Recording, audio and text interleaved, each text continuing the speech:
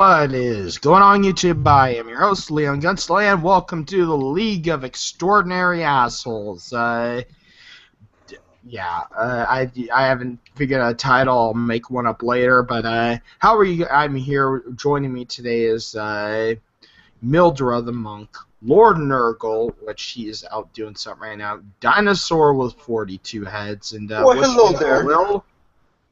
Will, what's yours? Welcome to Trev Dollar Channel. Okay. Will's hanging out. Yeah. Hi guys, it's me, Yes. Markiplier. All right. It Wait a comes to second. my attention that San Francisco must Okay, Dana, not now. It wasn't San Francisco that did it this time. And what I'm going to be talking about is serious. What I'm going to be talking about right now is how stupid could people from I admit they're foreigners. I know that they're basically foreigners from what I'm hearing, but they're not Asian is what they're saying. Yellowstone bison calf euthanized after visitors reportedly tried to rescue it because, and I quote, it looked cold. I shit you not. They took a calf because they thought it looked cold, a newborn, from its herd. They took this newborn calf from its herd. How'd they do it? That's my big question. I don't know how they did it and got away alive. We are not allowed. Like, there's a place up here in western Montana called the Bison Range, National Bison Range. We're not allowed to get out of the car out of fear that those bison would tear us to pieces. Those bison Well, in some states, it's customary to have sex with the wild bison. Yeah, well, Man, these what the hell? They're foreigners, and from the comments that people are talking, they're not from an Asian country. I think they might be. I'm not sure where they're from, but the accounts say they're not Asian. So chances are it's European dumbasses. Well, it's just idiots that don't know how to leave shit alone. Like They left That's this what it animal. They put this animal in danger. They took it away from its herd. Then they sighted them and find them immediately with my cell phone just started up again, updated. They immediately take it from its herd. Separate it from its herd. Bring it to the ranger station. Thankfully, the ranger had some common sense. They basically took the bison from them, cited them with a $115 fine, and then tried bringing it back to its herd. Herd would not accept it back in. They tried so many times to do it. They attempted on so many levels, and they ultimately had to put it down. Euthanize it. It's a damn shame. They had to euthanize this bison calf because to the herd, and I don't blame the herd, it was dead to the herd because the herd thought it disappeared. Like when something disappears, they don't accept it back into the group. Mm-hmm. That's why you don't take animals away from their mothers. It's when they're calves or fawns or cubs.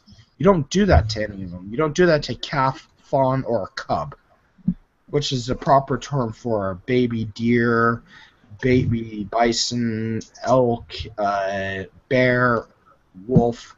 You don't do that to them. You don't take them from their things. Not only is it incredibly dangerous, especially with deer, because deer are freaking tough animals, it's even more dangerous with this animal. They have horns. Bisons are not known for being friendly.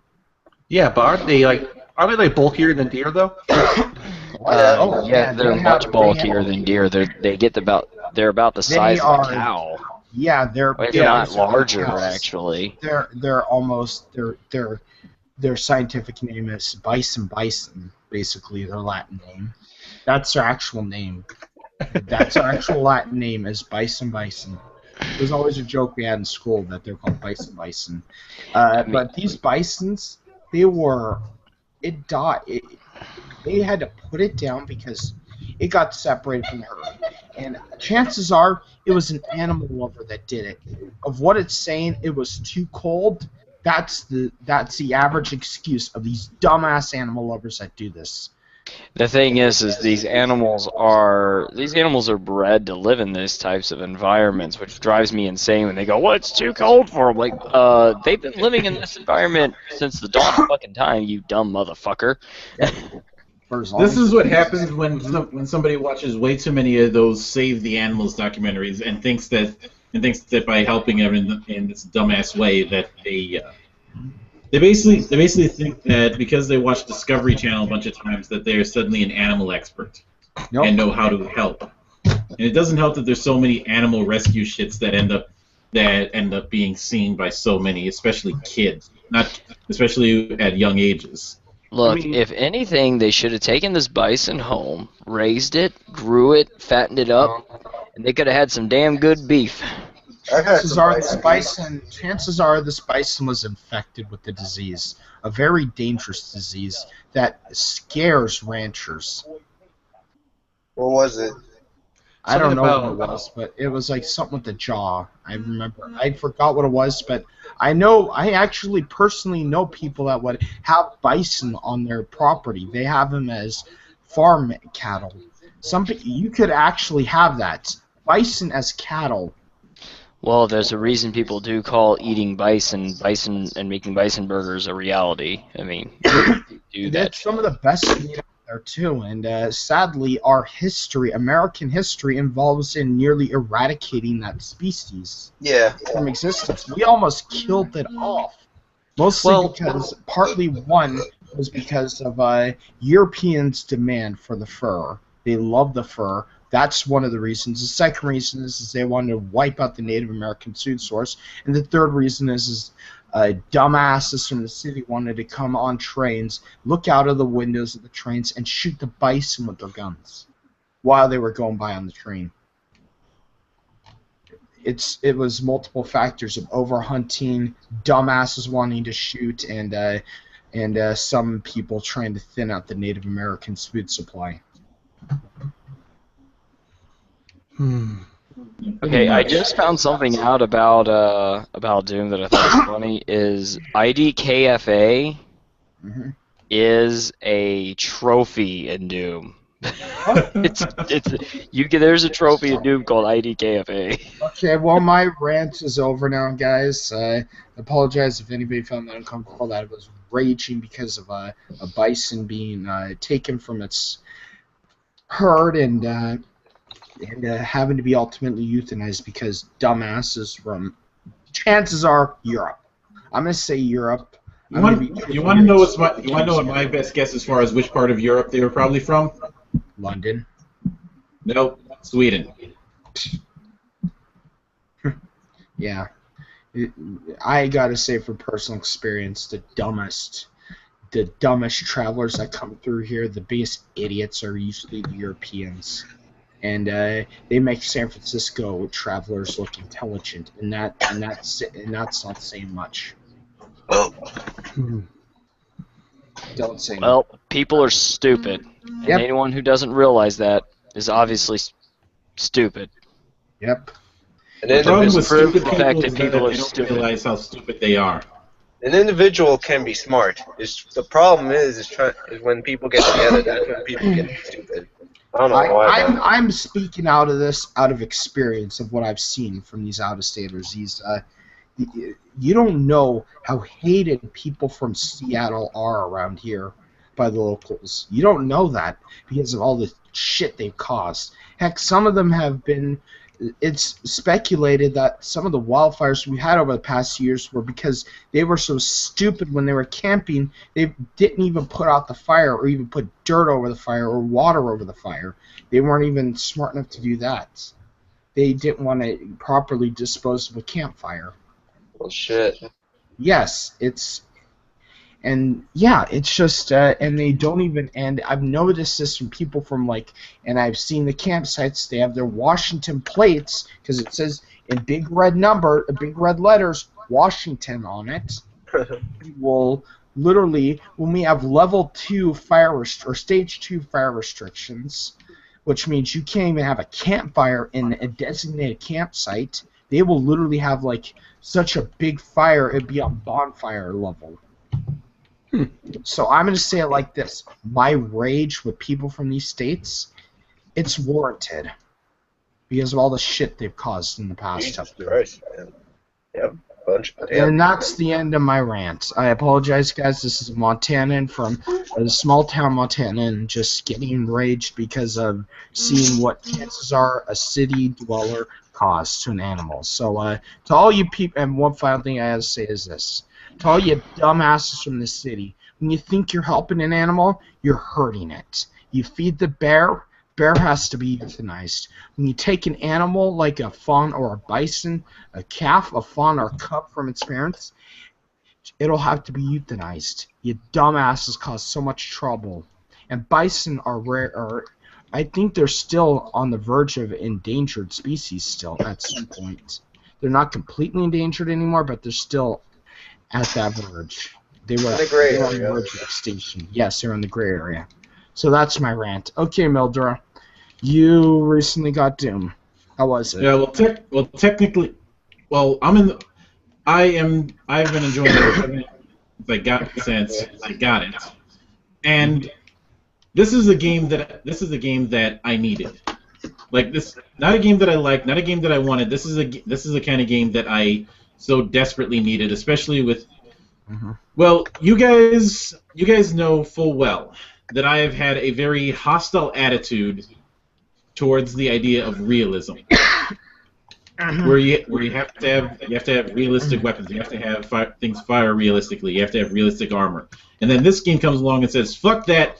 You are going to be running, gunning, and shooting shit." It reminds me of Wolfenstein, what they did with Wolfenstein: The New Order. They brought back the only two games that I played. There were two games in previous generations that were able to give me this level of visceral when it came to just pure running and gunning, and those were Bulletstorm, which was good but could get a little too immature for its own good, or where it had cases of mood whiplash, if you know what I mean. And the other one was Painkiller, which if you don't have Painkiller on Steam, get it. I've heard that Painkiller is absolutely and amazingly fun. I'm right now gonna look into renting Doom for the PS4 right now. I'm trying to find it. Yeah. Normally I'd get this for PC, but but I don't trust my laptop being able to handle this, so I got it on PS4. No, you never trust laptops with AAA games. Never trust a AAA game on a laptop.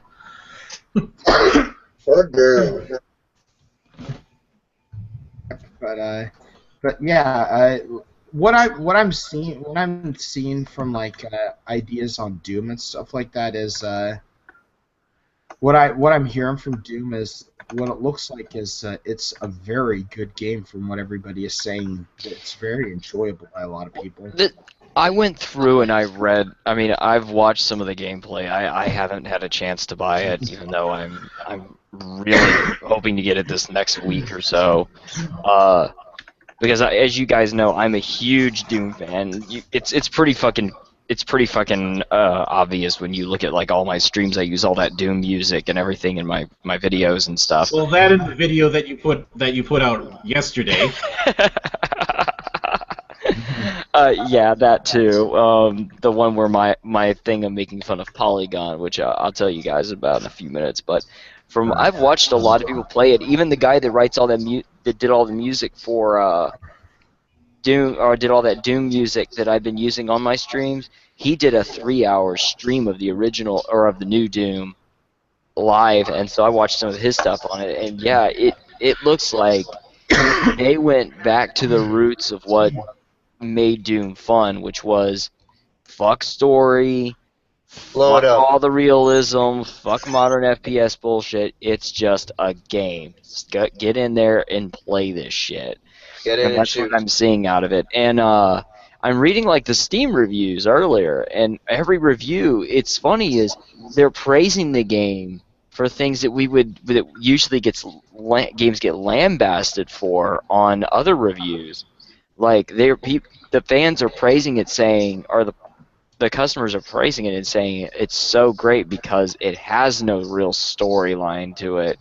It has no Oh, cutscenes. God, I'm looking They at the just throw reviews you in and again. you just go. And Okay, Nurgle, I'm looking at the reviews. Doom offers smooth, impressive, but shallow experience. You know who did this review? Fox News.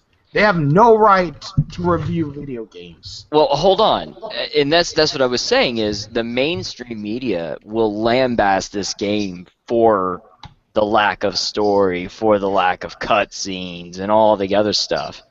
And IGN gave But it a the 7.1.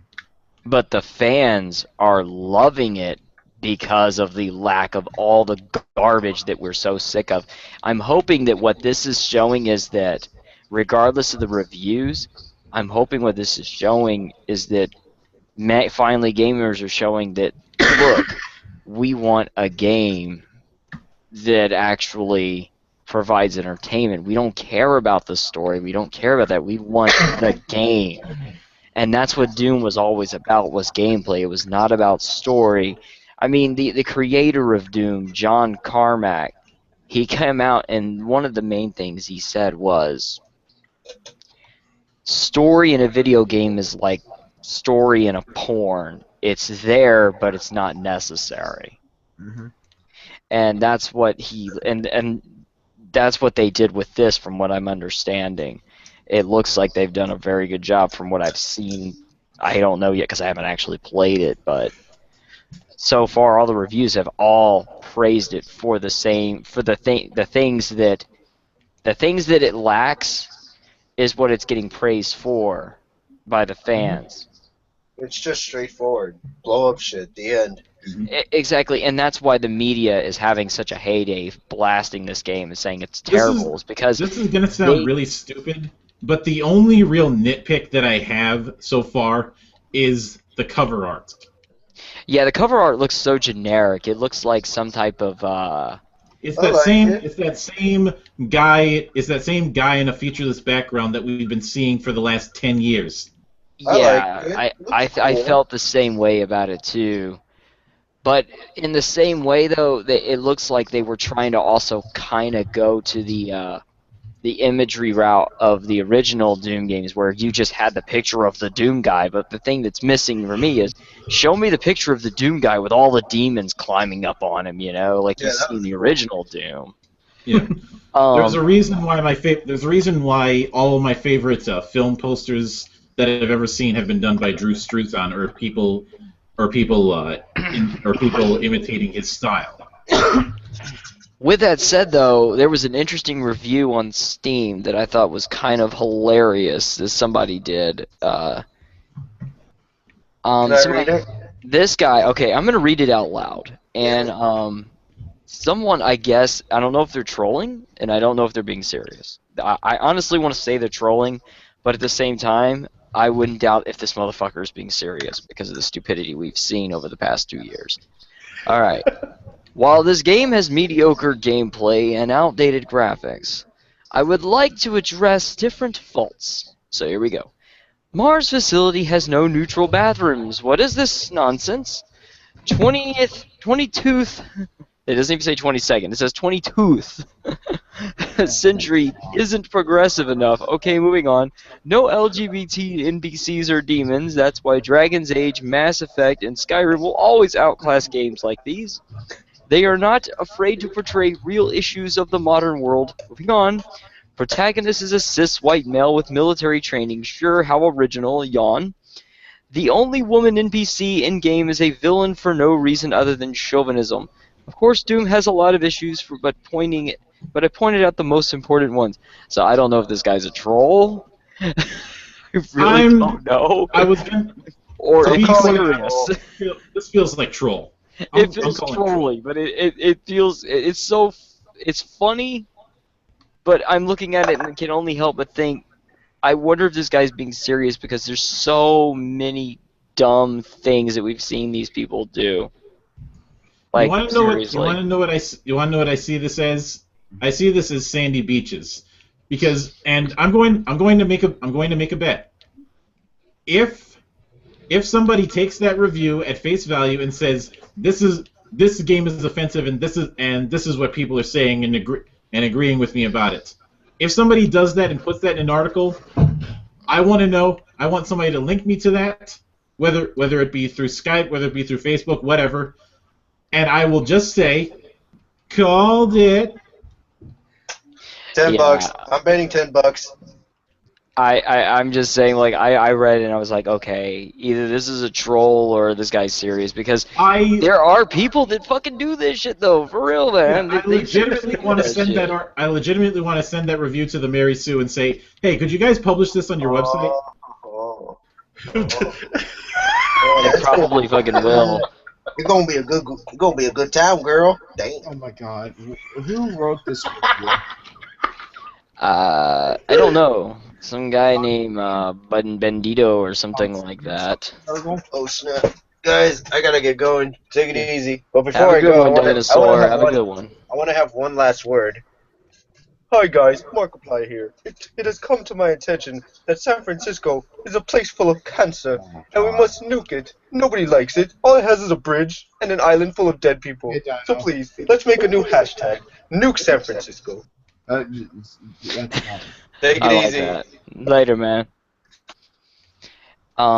Anyway, you were saying. This is a game that I very much need because in this age of realism and trying to make everything progressive, it is so refreshing to have a game that just says, fuck that, we're having fun, and anybody who doesn't like that can kiss our ass. Well, I mean, and see, that's the thing, though, is this goes on the discussion that, everybody sits there and says, and I talked about it in my last video, is they keep going, well, games need to grow up, they need to grow up, they need to grow up, and I look at them like, the problem is they are growing up. You're not letting them grow up because they're not growing up the way you want them to grow up. And that's the problem is I mean, they act like there is no room for a game like Doom anymore. I mean, there is plenty of room for a nice, realistic FPS game like Call of Duty. And I have no problem with those games. Those games are fun. It's just, it's also fun sometimes to just turn your fucking brain off and go to town just destroying everything in your way. This is why why do people still buy Dynasty Warriors? I mean, let's seriously look at it. Dynasty Warriors been going strong how long now? Since there was the original Dynasty Warriors on the PS1, but the Dynasty Warriors that everybody knows about, that was launch title PS2. Exactly. I mean, the Dynasty Warriors that I remember, the first one that I ever played was Part 3. And to me, Part 3 was nothing more than mindless, just hack and slash. And it had a little bit of strategy, but mostly just hack and slash. And then every one of them after that have always been that way. Every Warriors genre game has been like that. And there's a reason people still buy them and constantly flock to them, like myself. Like, I love Warriors Orochi. I love Hyrule Warriors, and I absolutely love the Dynasty Warriors games. And the reason being is because you just can't beat a game that you can seriously turn your brain off and just play. You don't have to think. You don't have to imagine anything. You could just play the game and forget about the world around you and enjoy yourself. And I think that's what we're starting to see returning, because people are finally starting, like publishers and developers are finally starting to realize, what the gamers really want. The gamers really don't want this progressive shit. They don't want these games with really deep storylines.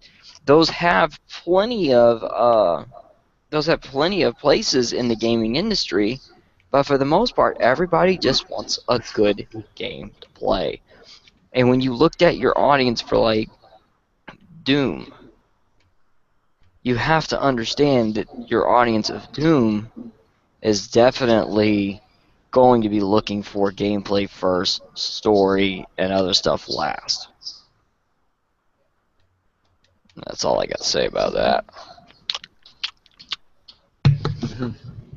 Now, a while back, one statement that I made on Twitter was, if there is if there is room for the films that usually show up at the Cannes circuit, as well as the stuff that as well as the stuff that gets front page on riff tracks and your Sharknadoes and your exploitation stuff, as well as the exploitation style stuff that Tarantino and Rodriguez put out. Why is it so wrong for us to have that with video games? We have that kind of thing with music. One moment I can be listening to classical music or something that I'm supposed to take over seriously, and then the other time I just want to hear a Johnny Pyre tune about drinking songs. Yeah, I like Ailstorm. Well, exactly. It's just sometimes you gotta like. Does the existence of a game like Doom devalue the worth of a game like, say, Uncharted 4 with a really deep storyline? No, it doesn't. It doesn't erase, those games, and they're great in their own way. But what games like Doom and Dynasty Warriors do is it brings for the fans and the people that like to just play. I mean, I think that's why I love Dark Souls so much, is because Dark Souls focuses on the gameplay more than it focuses on the storyline and everything else. All the other stuff is just bonus extra shit that's there, you know? Mm-hmm. And that's what we need more of in the gaming industry. We need less of these fucking game storyline, or these games that are focusing heavily on trying to act like movies instead of being what they were supposed to be, games. And these dumbasses, I keep saying, "Oh, it's too repetitive." I have been sick. However long I'm talking to you, you dumb shit. I have been sick of the repetitive argument for the better part of a decade because it means nothing. No, that's what a video game is supposed to be. Repetitive. Yeah, you're doing repeated actions. Now, if you want, and plus the reason why I hate the argument is because it is, and you've probably heard me use this term at least once, a buzzword criticism. Because it is saying, when you say that a game is repetitive, and then obviously somebody like me is going to come up and ask, okay, how is it repetitive? And they say, well, it just is. You're not saying anything. You're just using a word like it's a goddamn hashtag. It's a walrus tusk. Exactly. Well, the thing is this argument about, well, the game's too repetitive. The thing is, okay, well, how is the game's mechanics working? Every game is going to be repetitive because every game of its kind, the mechanics are going to work the way they work. The problem is the level design repetitive? Is the level design not? Is the design of the game not keeping you interested throughout the entire game? Because you can have a game like Doom, but not be repetitive due to the level design, due to the way the gameplay style. The argument of, well, it's too repetitive is just too easy of a joking thing to go off to when they want to just find criticism where there really is no criticism. It's an excuse. That's all it is. We all know this. Mm-hmm. I'll be right back. It just irritates the living shit out of me. Just how they think they can get away with these reviews. Are they that stupid? Or they don't know how to... I don't even think they really play the game. I don't think any of them have ever really played the game. Well, obviously not, because if Polygon is any indication, we saw what happened when they were just given simple instructions on how to shoot. Yeah, they I have much to say about that in a few minutes. Let's do it now, then. Yeah, I'll be right back. I'm going to get a drink. It's one of the most sickening things ever, what Polygon's doing. It really is. Mm-hmm. Polygon's just acting like a bunch of assholes. I mean, seriously, they don't know how to play the game. Why don't they hire people that know how to play the game then? Honestly, they're really not. They're not there for games. They're just there to push an agenda.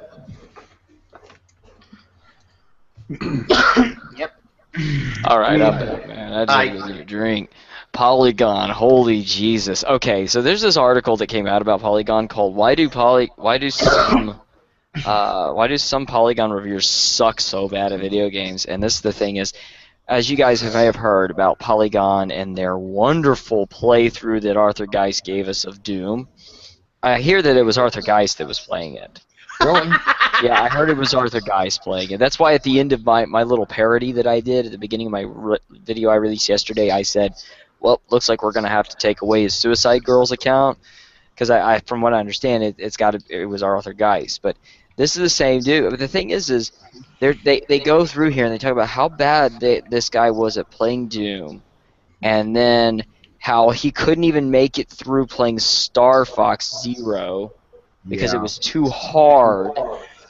And, what's his name? Another one, they gave a Metacritic, they gave a score of 7.5 for Last of Us because combat against zombie-esque infected is especially frustrating. Not only are they faster and more aggressive, they basically gave it a low score because the game was hard. Like, literally, they gave it a low score because the game was hard. And they talked about just basically how bad they are at these games.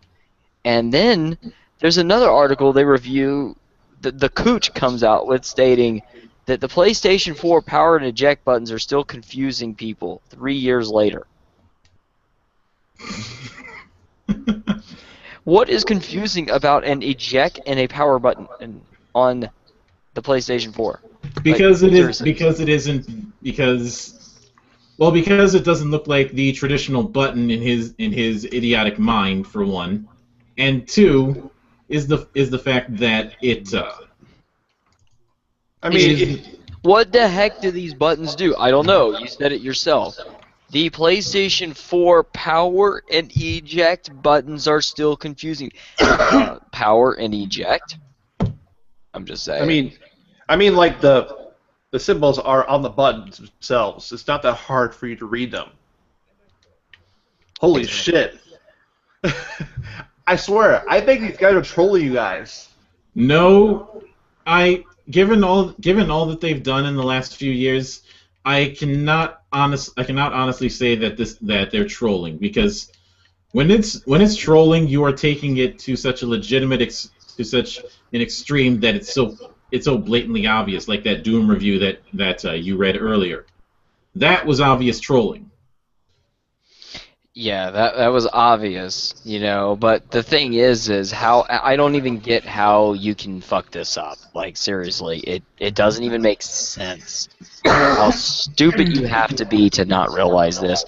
And the thing is when you say, well, it's because they're not like the traditional buttons.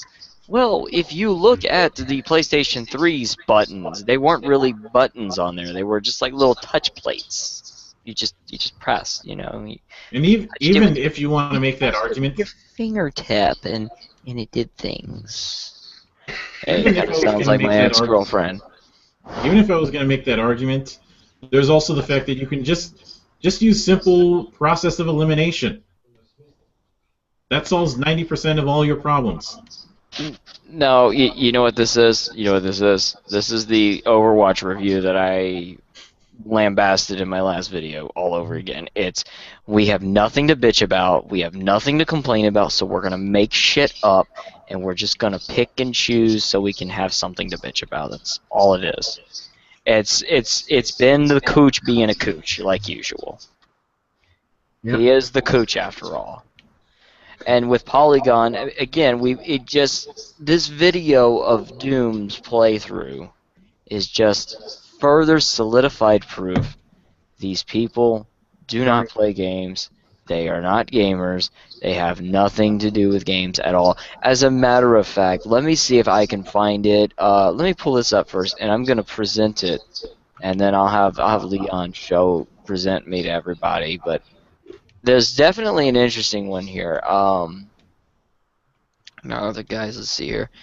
Present to everyone. There you go. There we go. Not just, you don't have to do it just yet. I gotta find it first. Ed Smith, the guy that wrote the recent article on actually. You guys might remember a while back there was this old review of Doom talking about how if only we could talk to the monsters, you know, that stupidity, right?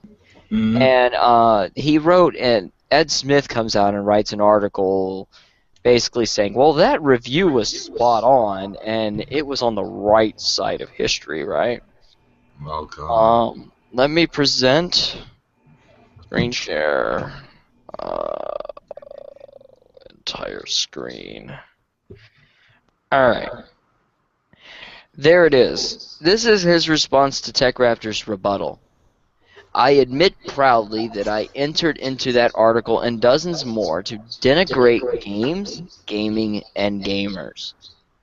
Why is this guy being allowed to write for gaming media, or write gaming media articles? Why is he allowed to review games? Why is he even allowed to talk about video games? Why is he even? It's obvious that the jackass has no reason to be there. I think he's there because with a lot of people like this, it seems like they got their little studies degree, but they realize that isn't getting them anywhere, because with one thing I've noticed is that very few of these sorts of people have very few of them, first off, have an actual journalism degree, for starters, and second off, even less of them have any experience when it comes to making games. That was what they got stuck with because easy. They thought, we're just reviewing Mario. How hard could it be?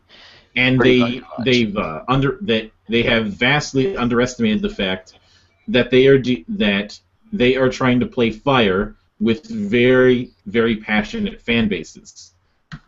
Mm-hmm. And the bullshit that they're saying, oh, we could change the games industry. No, you can't.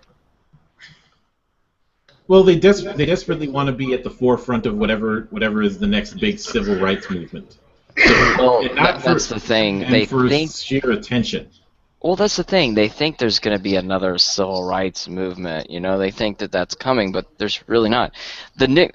We've already seen what the new face of the civil rights movement is. It's this transgenders in bathrooms thing that we're seeing, the transgender right thing, and it's going to fizzle out just as quickly as it came, because I mean, this is already going all the way up to Supreme Court, and I mean, our own. I'm not trying to get political on here, but our own president comes out and acts like he is some type of tyrannical dictator and said, all the public schools in America will do what I fucking say or you will not get funding.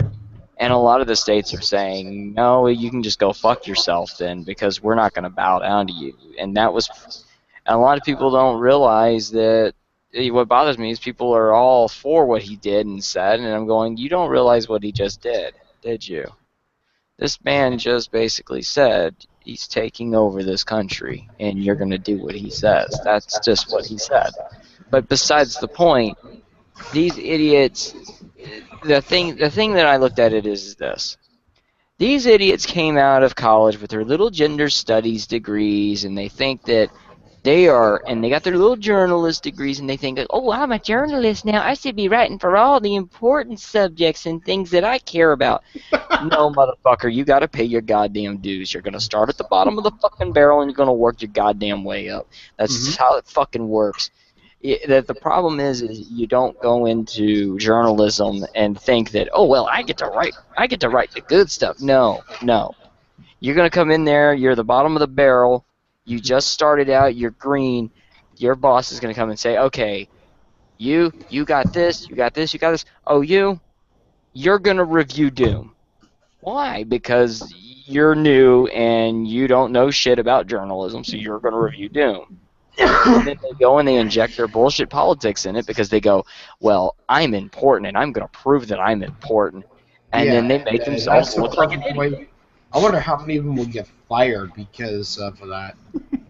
Well, none of them get fired because, I mean, if it generates... They need to start firing them. Media does not revolve around how good the writing is. It revolves around how many clicks can they generate. And if it generates clicks, if it causes controversy, that what publication is going to be all over letting this guy continue to write drivel. It's just how it is. It's getting to the point where one of these days the game company's going to sue them for libel because it's going to feel like it's not an honest review and it's just a personal attack. Exactly. Mark my words. One of these days they're going to be sued for libel. Well, and you see, though, we already see the faces starting to change, like with what's her name, Candace Owens, when she came out. She's been on attack mode on the media for a while now. She is like being furious. The only thing I disagree with is her going against Kathy Young. She's acting like Kathy Young is some type of plant that was kind of there in the beginning and then just kind of being a bit of a spy. And I'm like, I don't think you understand who Kathy Young is. But above all else, she's been really good at calling the bullshit for what it is. And as a matter of fact, she's got like a very interesting theory going on with her where she honestly feels like Hillary Clinton is somewhat behind a lot of the biased media that's been going on. Because it's turning out that she's finding like some connections between Hillary Clinton and some of the owners of a lot of these publications. Now, I mean, and I told her too. I said, hey, you're gonna have to find concrete evidence to prove this, but you might actually be onto something. And it just comes to show that the media's biased, but above all else, the media cares about money. And in the end, if it's the clicks that brings the money, then they're not going to give a shit about what's actually published. They just care about publishing something. That's why we start archiving these things, and that's why we start archiving them and handing out the archive links so we could damage them. Well, we've noticed lately, though, that a lot of the clickbait's not working anymore. I mean, look at Cracked. Cracked has lost a lot of flow through their website, and same goes with Kotaku and Polygon and all the other sites. They've lost a lot of their audiences because of the stuff that happened with Gamergate, plus all the other bullshit that they've just been printing. They just don't even. These sites aren't even hiding it anymore. They're not even giving a fuck about trying to sound like game reviewers. They are literally acting what they say they are. Anti-games media. That's what they are, is anti-gaming media. And it's going to be surprising when they're not going to be allowed to, not even going to be given, are not even going to be given review copies or even press passes anymore. And it's going to be to a point where E3 is going to ban them from showing up. Mark my words. We're already seeing, and you see actually E3 saying, no, you're not allowed at our event. We will have security beat you up and throw you out. Well, we're already seeing developers and publishers denying them. I mean, Bethesda and Ubisoft have already blacklisted Kotaku. And, what's his name from Kotaku? What's that jackass's name? Steven Totilo? Yeah, Tortilla. I call him Tortilla. Yeah. Steven Tortilla, because it just rhymes. That motherfucker, he's all like, well, they're censoring us, and blah, blah, blah. I'm like, no, you acted like an idiot, and they're not going to talk to you anymore. No. Tortilla, they're not censoring you. They are localizing you. Absolutely. Well, and that's the thing. Also, it's not censorship. The government's not doing it. That is exactly what you and your people have said. Yeah, it's so funny? They're being kicked out now, and it's, mark my words, 2 years from now, they're going to be banned from E3. IGN, it'll happen to IGN last, but first one will happen to is Kotaku and Polygon. They'll be the first to be banned. Well, the reason being is, the thing is they may not so much get banned, but this is the thing. All the closed door meetings, all the closed door conferences are going to be like, no, we don't want you in here, because we know what you do. There's a reason why Ubisoft blacklists them, and it's not just because they like to leak information. That's any publication. They get a juicy story that they can leak. Fuck yeah, they're going to go for it. And most video game publishers and developers are going to be lenient on that happening anyway, because they know that that's something that the media is going to do. Now, the problem is Anyway, the problem with that shit is Kotaku went on the attack with Ubisoft every time. What did they do? Oh, Assassin's Creed Unity doesn't have any female character models, and that's bullshit. And then it was, oh, they've got a transgender character, awesome. And then, oh, look, female protagonist, but it looks like they're trying to utilize feminism as a way to make money. They purposely attacked them over and over and over, and finally Ubisoft said, no, no, no. You know, and the same goes with Bethesda. You know, they finally slapped them on the face with that newspaper roll and said, loud and, no. They No. scream and they kick like temper tantrum. Then they grab a roll up newspaper, beat Kotaku over the nose with it. Isn't there the old adage of never shit where you eat?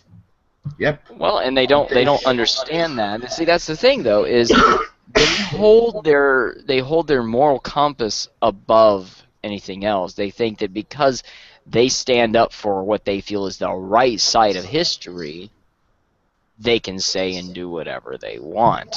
And that's gaming media, or that's these types of people in general. And that's what I've been trying to get across to a lot of people about social justice fucktards, is that they believe that their politics and their agenda is far more important than their actual job. These are people that will literally get themselves fired just because they stood up for some stupid protesting right thing. You know, they'll get fired because they told somebody in their workforce off because they were talking bad about feminism. You know, they don't care, and that's what drives me insane. It's like, you want to complain that you don't have a job, you want to complain that nobody likes you, but you do dumbass bullshit like this, and then act like you're the victim. You're not the victim. You're a fucking idiot. When you act like a moron, people are going to treat you like a moron. When you go to work and you don't do your fucking job right, you get fired from your job. It's just how it fucking works. It's the real goddamn world. This is Alan Powell. Like Alan Powell. Oh, I'm suing over sexual sexism and blah, blah, blah discrimination. No, you sucked ass at your job. Everybody said you sucked ass at your job, so guess what? You got fired for sucking ass at your job. Not because you had a pair of tits and a vag in between your legs. It's because you sucked ass at your job. Anyway, I've talked enough. Let me let this I'm going to say it like this. They're dumbasses. They are all around dumbasses. They're going to continue acting like it. Like, don't shit where you eat. Well, they shit on all the time, and now they have E. coli. Yeah. And they have no one but themselves to blame. Yep. They have cholera now. That's a better one. Cholera. Well, it's true. That is true. Yep, it's very true. But I mean, that's just how that's the state of affairs that we're at now. And I'm pretty sure, given like after this coming presidential election and then the next year or so, after like maybe next year or halfway through next year, you'll start to see a different shift happening in the media in the first place too, and that's going to start to change too. It's really weird how these things work, but I'm pretty sure You know you're going to what's see so a funny? shift. After the presidential election, how many of them are going to be whining like big babies, screaming in the air? Oh, it's going to be hilarious. Oh, no matter what, they're going to keep blaming everybody but themselves. Mm-hmm. Yeah, but the thing is they're going to keep blaming everybody but themselves, and at the end of the day, what's going to happen is they're going to be more and more quieted down about it. They're going to be kind of pushed off to the dark, to the side. Like for instance, those SJW things in Blizzard forums. We think Blizzard might be shutting them up. Yeah, because I've heard that they're just like running rampant, right, on that website, on the threads of Overwatch. Like I've heard there's just so much of this SJW crap floating around there. I went on there to find this stuff because I was going to do my original YouTube video that I was going to do was going to be about that, and I couldn't find any of it. It was like there was a post here and there, but for the most part, it was almost non-existent. And it just comes to show again. These people are not the voice of the majority. They are the voice of the minority, and that's why they are losing every battle that they fight, every battle they pick, because more and more people have had enough of them, and they're standing up against them and telling them to shut the fuck up because they're stupid. Yeah, I mean, sorry. Go ahead, Will. I mean, not only are they like the minority, but they're also the most annoying. Yeah, they are. Oh yeah, they are. But that's the thing too. Is so what they do though is they create this illusion where they make it sound like they're the majority, and then they use very moralistic arguments to back up what they say and make them sound important. I mean, because seriously, a normie that comes into this would never say, "Fuck feminism." Okay, a normie would never do that. They'd be like, "Oh no, feminism is a good thing. I'm all about equal rights for women." You know, they would say that kind of shit, right? Mm-hmm. But when they dig down deep into it, it starts to come up to the front. People start to see why we're opposing this shit, and that's what's been happening lately. More and more and more, we're starting to see the normies are being exposed to the nonsense and insanity. Mm-hmm. Yeah, but they're getting crazier and crazier. They're screaming louder, and we're telling them no. We're smacking them repeatedly in the nose with that rolled-up newspaper, telling them no. Well, in a way, this is kind of why you know that there's a shift about to happen, that the pendulum's about to swing back finally, is because they know they're losing. They know it. Mm-hmm. And it's kind of like when you see an animal dying. It's just screaming bloody murder because it's in pain and it's dying. This is their death cry. This is them screaming, trying to remain relevant, trying to stay in the limelight. The funny thing is it's not working anymore. There's a reason why Trump is so popular right now. And it's because people have had enough of these people. They're sick and tired of them. So, there you go. I mean, they created the monsters and the tools of their own destruction. And now that they're dying off, now they're losing the fights. These dumbass young kids are screaming, "I hate Trump, I hate Trump," and Donald Trump's just like saying, "Keep screaming louder, kids. Keep putting blood all over your face and interrupting my little speeches." Well, and you know what's funny is people are going off and they're saying, "Well, the millennials outnumber all the other generations." No, they don't. No, they don't. You have multiple generations that outnumber the millennials that absolutely are sick and tired of the millennial generation. And then you have to understand, the millennials, not all of the millennials are social justice turds. It's only a small percentage of those people. The majority of the millennials, the majority of all the other generations, are sick and fucking tired of these people. And they're starting to stand up and tell them to shut the fuck up. It is kind of amusing and telling that so many of their arguments boil down to treating everybody like a statistic. Yep. A point which I ended up making earlier today on Twitter that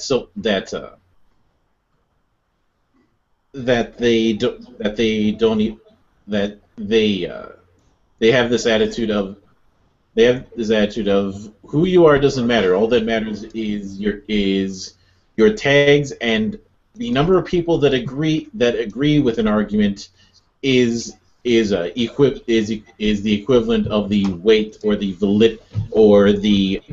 validity of that argument. Which is the reason why they have this whole idea that these mentally insane people that are part of the group. They have these mentally insane people that are part of their group. That's all it is. It's a bunch of people with mental disorders. Heck, Jonathan McIntosh is a perfect example of someone with a severe mental disorder. I mean, seriously, the guy immediately blamed 9/11 on the Jews. Classy. Yes. So yeah,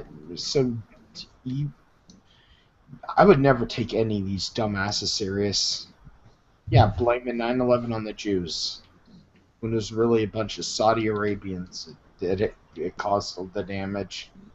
Well, you probably saw what Johnny Boy had tweeted about Civil War. What did he tweet about Civil War now? That much like the Overwatch thing that our favorite Chaos God had a few words to say about. The argument that he made, the statement that he made was to the effect of, just saw a tragic story of two men forced to fight instead of talking over their problems. What? I can't make this shit up if I try. That is how dumb they are. Jonathan McIntosh is a true blue dumbass. He really is. You can't get stupider than McIntosh anymore these days. Mm-hmm. Oh, you can. I just dread the idea that somebody's dumber than him. Yeah. I mean, come on, look at what Big Red did. But that is the thing when it comes to all of them, is that they are the very definition of a clown. In the fact that well, I will put it like this: a wise poet once said, "A man's reach should exceed his grasp, or what's a heaven for?" What we're seeing with these people is something similar yet different. When it comes to these people, these are people who do not exceed their own grasp, but rather exceed their own parody. They are impossible to parody because you cannot get more ridiculous than what they're doing with actual sincerity. Oh yeah. That is true. It's crazy but true. These SJWs are right now they're irrelevant to us anymore these days. Well, they're the joke that won't die, because I'd like for them to be completely irrelevant, but they force me to. As long as they're. My end goal is to break them. I'm going to state that flat out. My end goal is to, because whenever you have somebody with an ideological mindset, whenever they have to deal with something unpleasant, like an unpleasant truth, they will come up with all sorts of ways to rationalize it in their head in order to convince themselves that they are right. Because all those social justice articles, they're not to convince you, they're not to convince me, they're not to convince anyone but themselves that they are right. It's essentially repeating a litany in the mirror ad nauseum. Nausea being the operative word here. So because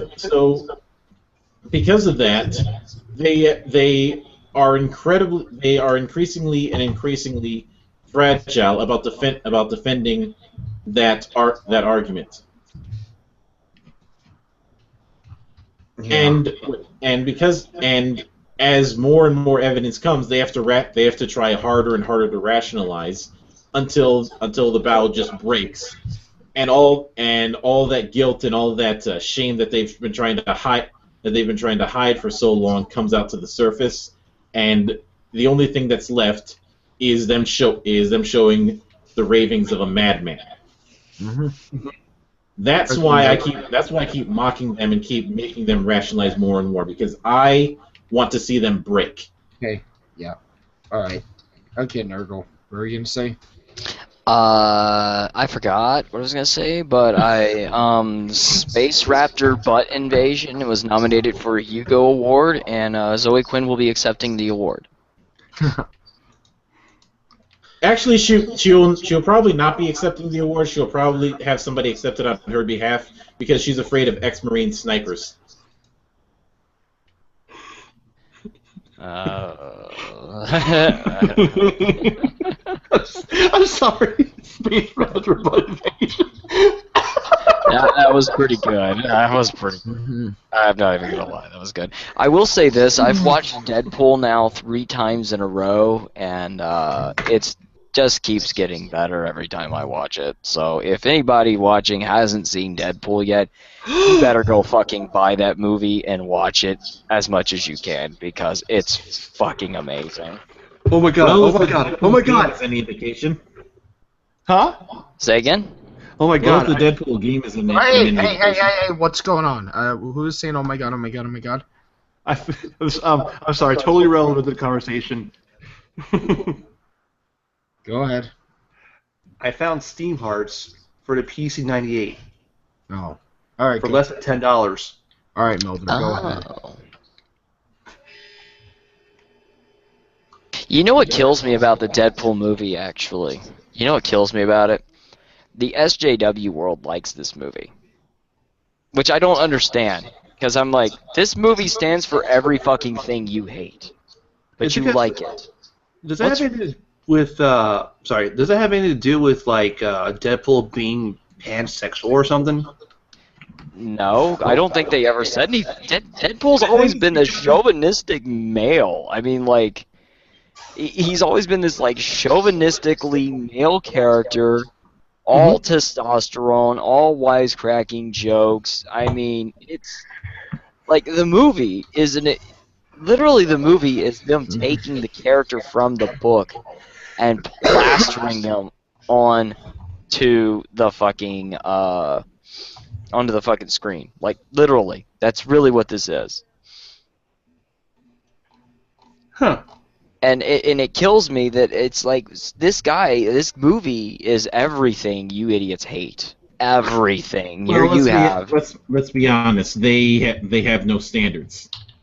I've already established that they will flip flop on anything. Mm-hmm.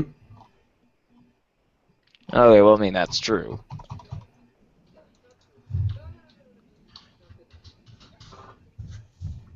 I mean, it kills. The reason it kills me is because like this movie has like the usual tropes in it. You know, you've got the strip club scene with all the gratuitous nudity in it, and then you have like the female character. She gets kidnapped and is now a damsel in distress. And I'm sitting there going, this is all the usual tropes that you people bitch about, and you're not bitching at all. You don't care. But as soon as a game comes out that does this stuff, there's a fucking problem. As soon as another movie comes out that's the same exact thing, there's a fucking problem. And that's just what drives me insane about it. I got a 2-word answer for you. Toxic masculinity. Well, I know, and that's what this movie is filled to the brim with. my most favorite part of the movie is the Zamboni, hands down. You're gonna fucking die by a Zamboni in 5 minutes. Okay, I found out something about Homefront's Unlock. They're doing it like 11 my time in the morning tomorrow. That sucks. Yes, they're releasing it for the consoles at 12 at night, but they're waiting 12 hours to release it on the PC. Freaking assholes. Wow. Well, like, Dark Souls 3 actually came out on PC like a day before it was supposed to come out. Like, it released like at like 6 p.m. GMT time. Or not GMT, but like midnight in general military time, but it was actually like 6 p.m. my time when it came out. So I thought that was kind of weird. And I'm gonna straight up say for anybody, if you haven't bought Dark Souls 3 and you're a Souls fan, you're doing yourself a disservice. You gotta fucking play Dark Souls 3. It's really good. It's a little linear, but it's really, really good. Well, I already told you that Lords of the Fallen is kind of linear, but that holds its own pretty well as a Souls game. Yeah, Lords of the Fallen, the only thing it falls short of is a little bit of the customizability that you would be looking for in a Souls-like game, but it's still a good game. Dark Souls 3 has it's got to be the best playing Souls game I've played yet. I mean, the mechanics are so tight and solidified in it.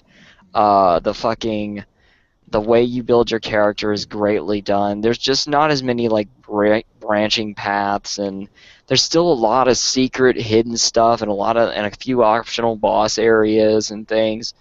Fun stuff that you remember from the original Souls. And that's the other great thing is, unlike Dark Souls 2, where you played the entire game trying to figure out where in the fuck is this connected to Dark Souls 1? How is this the sequel? In Dark Souls 3, they actually put you in locations from the first game. They actually bring back characters from the first game. They actually show you sort of how you are still in the same universe, in the same world. You know, they don't just kind of like gloss over that there was a part 1. They actually connect the two together.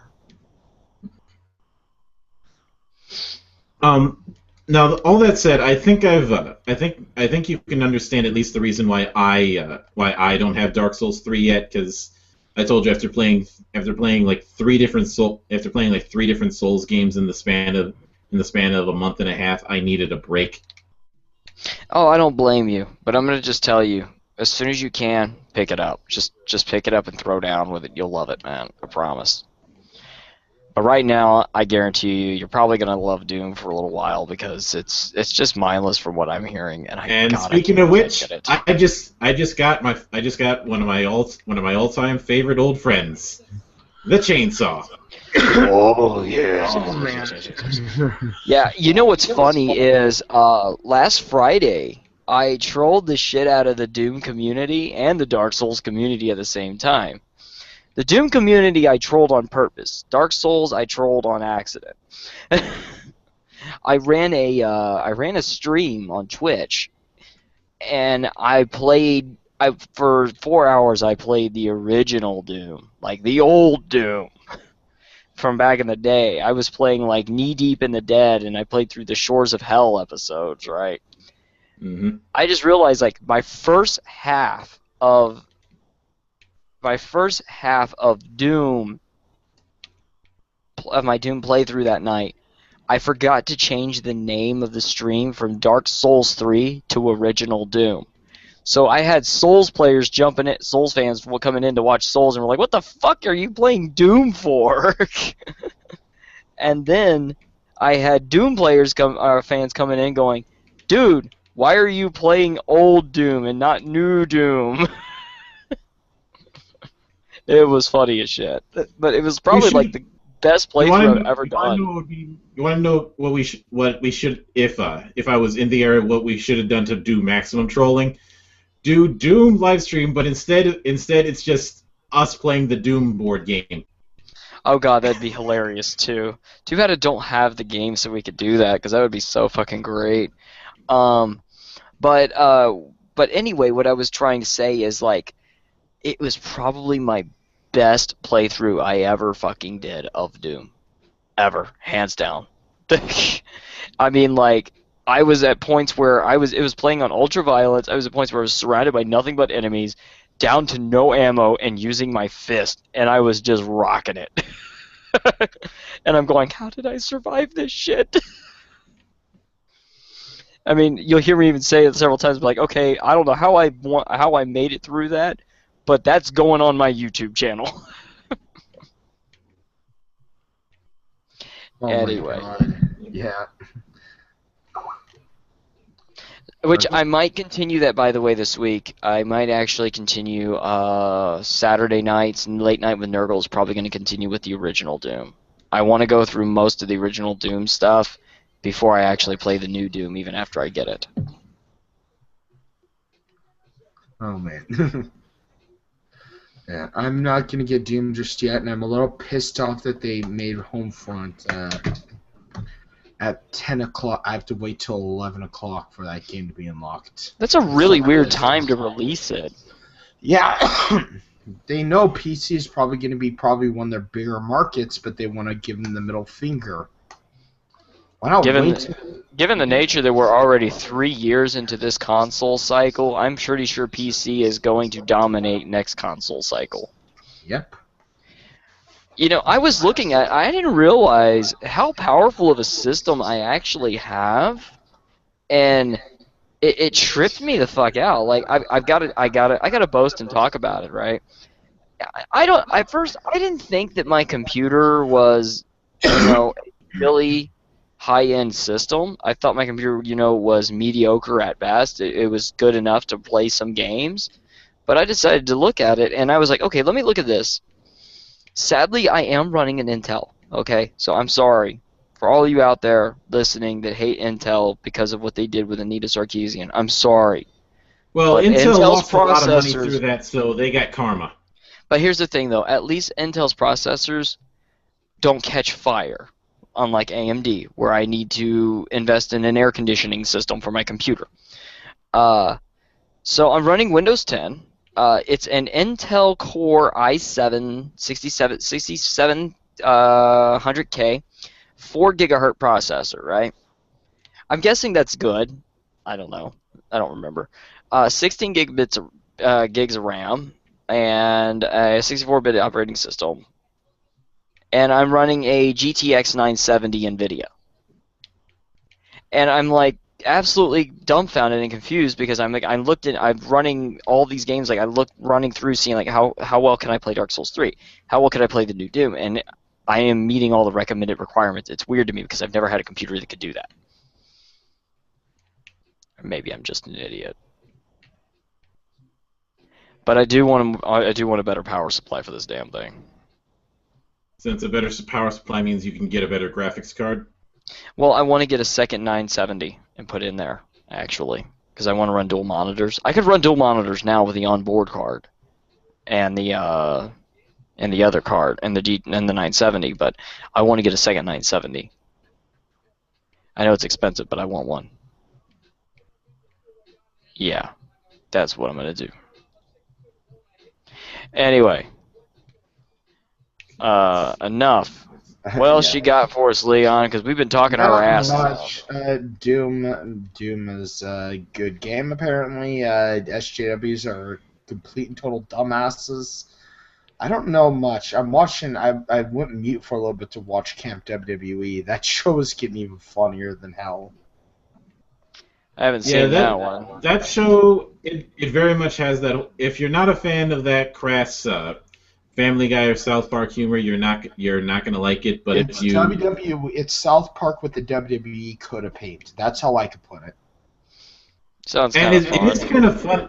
It is kind of bizarrely funny that in this era of trying to Let me put they're it like trying to be this. LPG and shit. Let me put it like this. Paige just pissed off Sergeant Slaughter, and he destroys the canoe that they're in. That's how crazy the show gets. Okay, I'm gonna have to check this show out. It just sounds kind of It's fun. on the WWE Network. You'd have to get the network. But yeah, go ahead and Realtor. Sorry about that. I don't know what else to say, man. I mean, I'm just saying. Talking about so. One thing that I have noticed is that there is a bit of a mod and upgrade system when it comes to the weapons. And at first I thought I was on. It looks like there's about eight or so slots for weapons. I know that looking at the controls, the triangle button is specifically rooted to the BFG, so they're probably going to be doing something a little funky with that.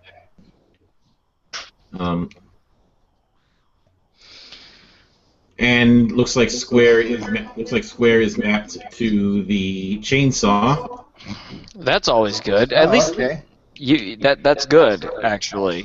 Yeah, it is. So that if you want to go jump straight to your melee weapon, that's always good.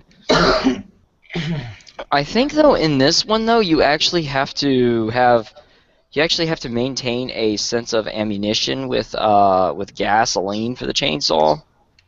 Yeah. The chainsaw does need to have gasoline. You have three charges of it. But on the plus side, when you unload with it, they drop ammo. They drop a lot of ammo for your weapons. I just got a bunch of ammo for the shotgun, and I love that the first weapon a lot of times in shooters, the first weapon that you get is some type of automatic rifle, or in the case of like Halo 2, it's an SMG because they thought that was a good idea. Oh. And here it's not, and here it isn't. First weapon you get, well, aside from the pistol, which is the only weapon you have that has infinite ammo, and is the weapon that they. I'm pretty sure there's somebody going to do a weapon challenge in this game where they try and beat the entire game with just the pistol, because I know that kind of thing is going to happen. But so far, eventually, by completing challenges, you can get access to weapon mods, which can be used to upgrade aspects of your equipment. Let's see. There's no regenerating health. You have health and armor just like in the old game. Oh, okay. Yeah, I saw that too, and that's like I said, one of the interesting things about this game, and I've been reading through a lot of the reviews for it, is what they're praising it for is what the reviewers are hating on it for its lack of. And that's what's being praised, is the lack of these things. Like, there's no regenerative health. There's no real heavy fluff-wise storyline to it, and there's not a lot of exposition. Well, like, there's not a lot of other things like that. You know, what I think is interesting is what people are loving about it is the lack of the modern FPS style, and the reviewers are hating it because of the lack of it. And it just comes to show, it just comes to show the true disconnect there is between the gaming media and the gamers.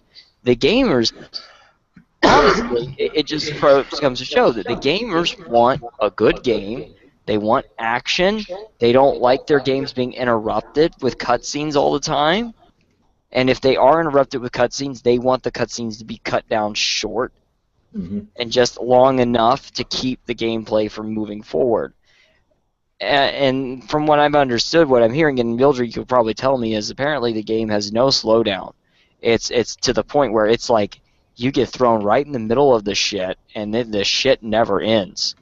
Yeah, pretty much. Sometimes there's kind of a. I've noticed a couple spots where there's kind of a lull where you're trying to find something. Going into that whole thing of trying to find the one item on a map. But that's typical of Doom, because if you're gonna have those lulls in between moments. And absolutely. When it comes to this game, the other thing to note is that there is absolutely no reloading. Yeah, that's something I heard, is there's no reload to it. Which comes right back to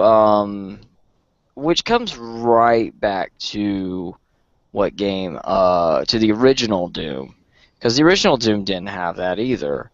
And the only weapon that really had a reload time was the double-barrel shotgun, or the super shotgun.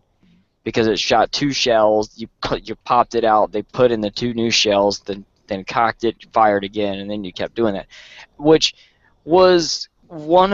became sort of a mainstay for the game that people loved about that weapon, because it was really powerful, and B, it enhanced the gameplay because it forced you to move around more and made it more fast paced, because you had to stay on the move while you were reloading that weapon.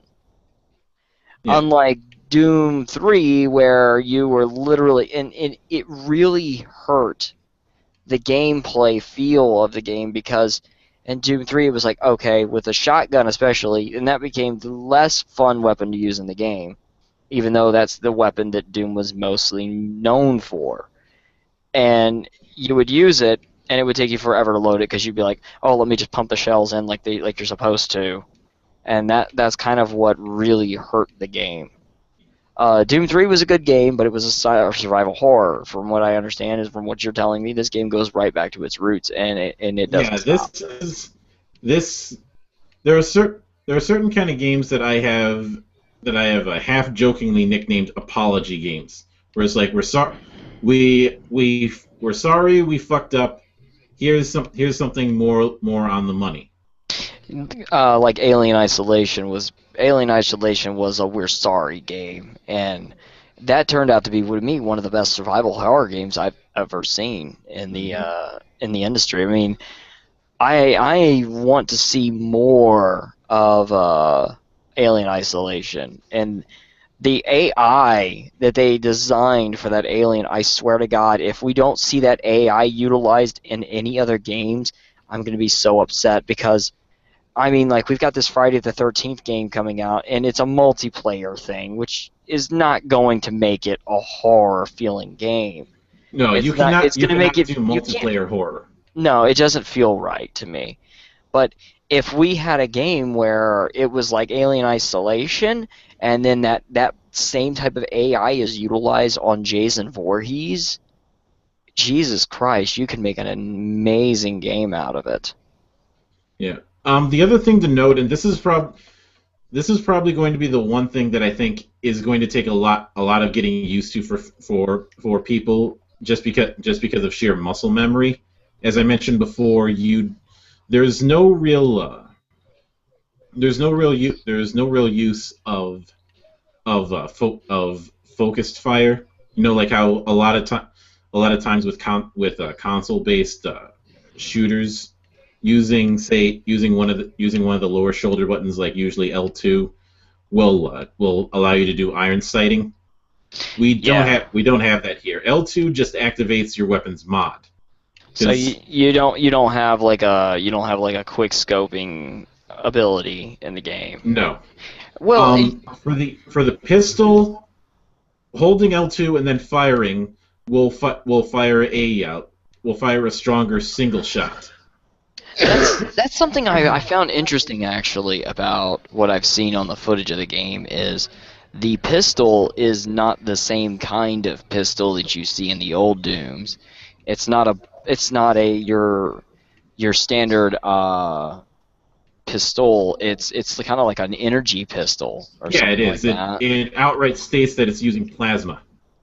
And I was like, that's kind of interesting that they went with a plasma pistol instead of a standard pistol.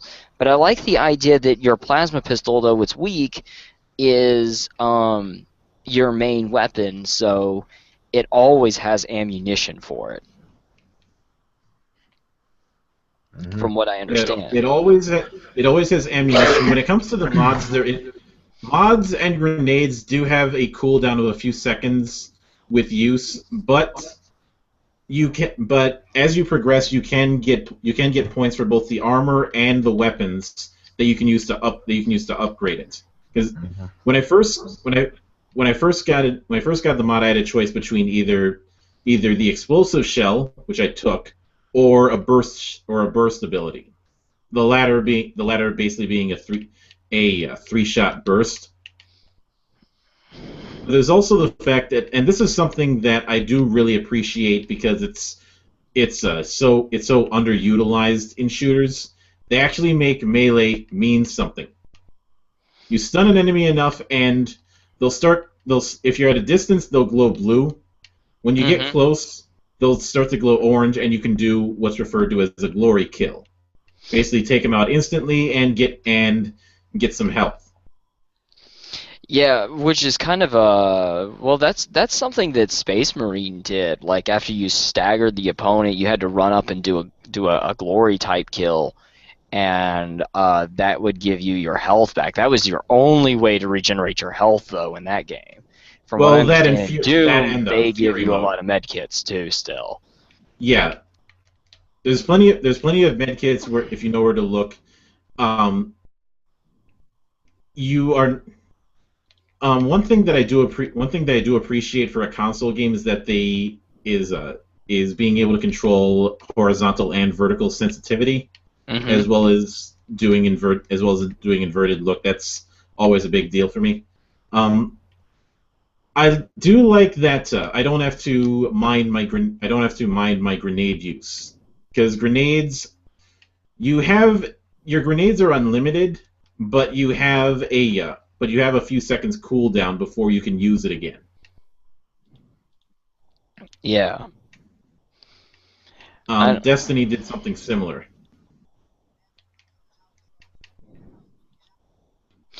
Well, I'll find out soon enough once I manage to get the game, because it's gonna be another week before I can get it. Unfortunately, like it's really annoying me because it's like everybody is playing this game but me, and I'm going, but I have been playing Doom since I was a kid. Like all my friends have been calling me up, going, "Dude, have you bought the new Doom?" I'm like, "No." And they're like, "Damn, we figured you'd be the first motherfucker to buy that shit." You want to know what the funniest thing is? A lot of people typecast me as the last guy to be playing shooters. Well, you are an RPG nut. I mean, I'm just saying.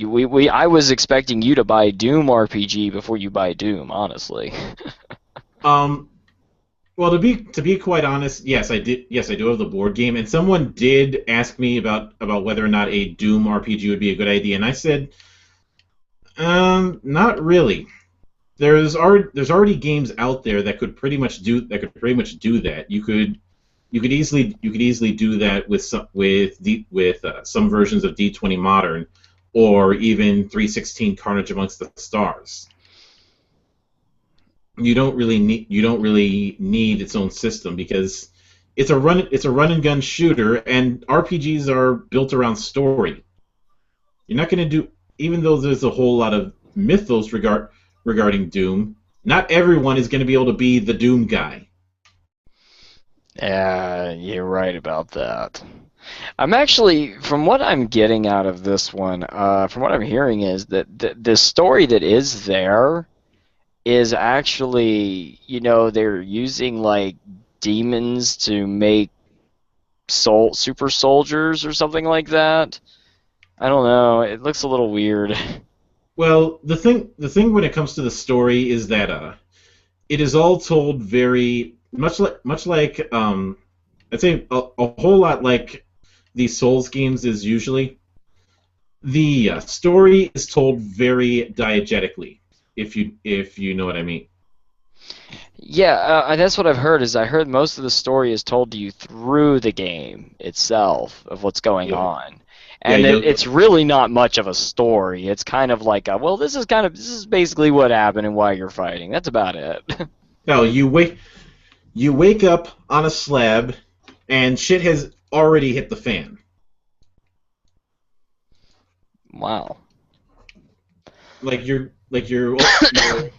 Apparently the implication is that you were locked up is that you and your armor were locked up in a sarcophagus, and you're just now getting back.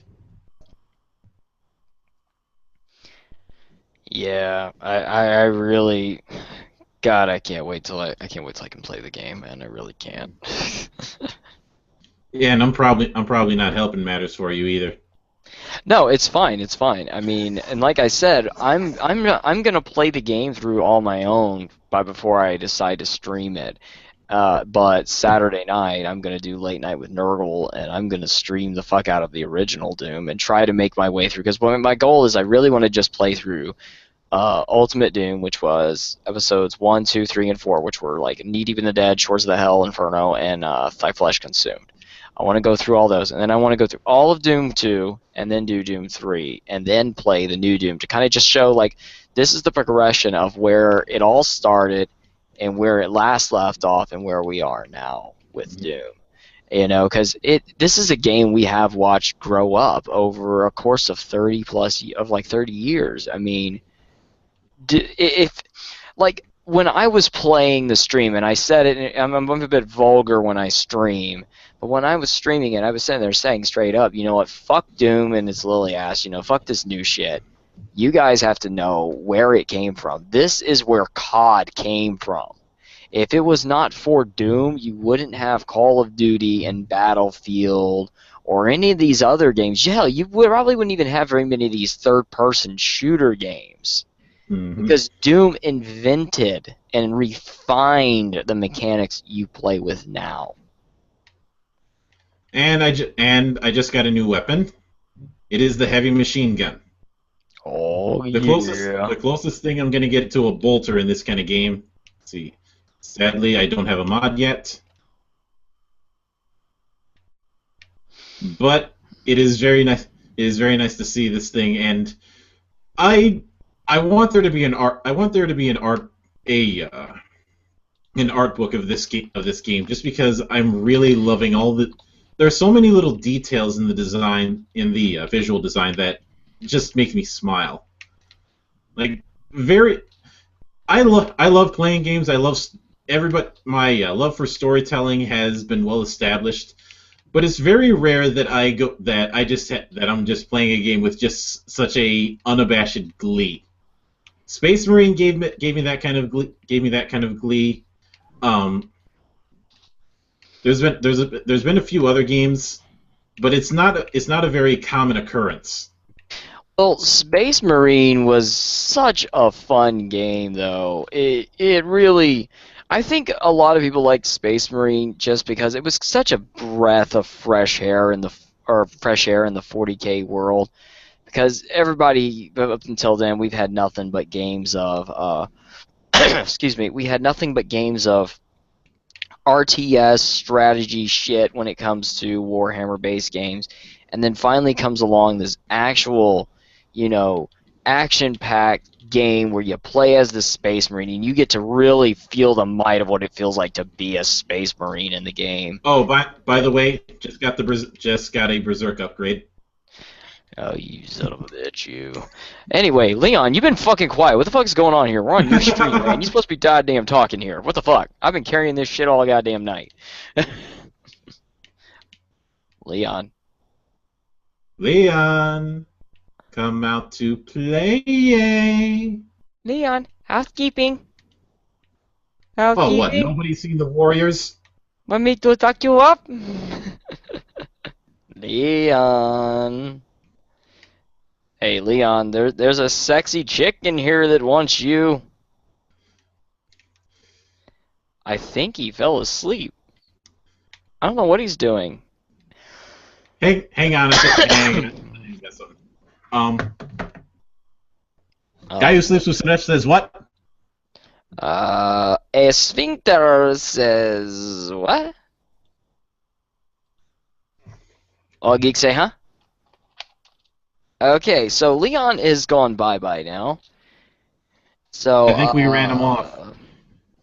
This is all. I guess we really ran him off because we kept talking about Doom. I guess we're talking too much about nerd shit. We're dorks. I'm sorry, Leon. We're nerds. We're all nerds.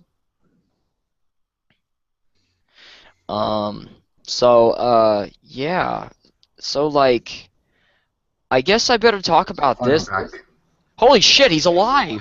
No, I thought he was dead. I had to do a lot of stuff. I had to get a bunch of stuff done, so I'm back now. Well, there's a reason I call you the compulsive masturbator. If you had to leave to masturbate, it's okay. I'm not gonna judge. No, you just have to tell us. I was watching Camp WB, then I had to go and get a bunch of stuff done around the house, so yeah. Well, we have been talking for like over an hour about Doom while you were gone. Yeah. Well, Homefront Revolutions. After spending so many streams talking shit about social justice, it's just so refreshing to talk about how much fun I'm having. Yes. Now, but I do want to jump back into social justice because I got something that Leon might find interesting. Mount Allison drops women's and gender studies program. Oh yeah, I saw that. Mount Allison University. Okay, actually, here I'll read it in my most favorite voice. Mount Allison University will stop funding the Women and Gender Studies program in 2016-17 academic year. Students have been told in an email from the program's own professor, acting program director Lacey Dawn Hamilton, notified students of decision by email on Monday. I am writing tonight with disappointing news, states Hamilton in the email that Dean of Arts informed me today that due to decisions made in the budget process, the university has cut the budget for the Women's Gender Studies. I'm guessing, I'm just, going with that acronym, but I'm guessing it's Women's Gender Studies Training team something. Program next year. This means that currently there are no plans to offer any WGST credits towards their minor. So, feminism has been denied on the campus of Mount Allison University. Now, I'm wondering, are we going to see any, what's it called, protesting against this? Chances are, maybe. Let's see here. Let's look at the comments. Sound forward thinking on the part of the university. Not only do such subjects have little market value post-graduation, they are also divisive and further aggravate misunderstanding between the genders. Everything is slowly coming back to the center. Yeah. So that's a thing. Go ahead, Leon. Let's talk about it, man. Yeah, go right ahead. I'm talking to you, man. I've been talking for like an hour here. I'm going to say it like this. This is beginning of the end for the SJWs. More schools are going to follow in pursuit. I'll be right back, actually. More schools are going to follow in pursuit. That's all I got to say. Hey, Nurgle, are you going out to see Slanesh? He'll be back. Damn it. What do you think about this, Milder? I realize I keep making this joke on Twitter, but as long as it keeps applying, I'm gonna keep making this goddamn joke. Yeah. The fire rises. People are clear. I get the feeling that this is definitely happening because people are seeing that they're not that progression is not worth the financial risk because you are not getting any returns. Yes, and schools are realizing they've had enough. The schools have had enough with them. They're telling them, no more, we've had enough with you dumbasses. Definitely, and I think I had a feeling that Mizzou was the really fatal blow when it came to this. Mm-hmm. Melissa Click being fired. Well, not only that, but just the financial fallout when it came to the whole thing because of how much money they've lost. Yeah, they lost a lot of money. Here in the University of Montana, they're losing a lot of money. They're having to lay off workers, professors, and stuff. And people think it's because of rape trials. I think it's because, or the rapes that have been going on. I think it's mostly because of their curriculum that they're doing. They're focusing too much on liberal arts. Mm-hmm. When you focus all on liberal arts, you tend to lose the faith in that school. The locals don't go in there anymore. So definitely not. And nope.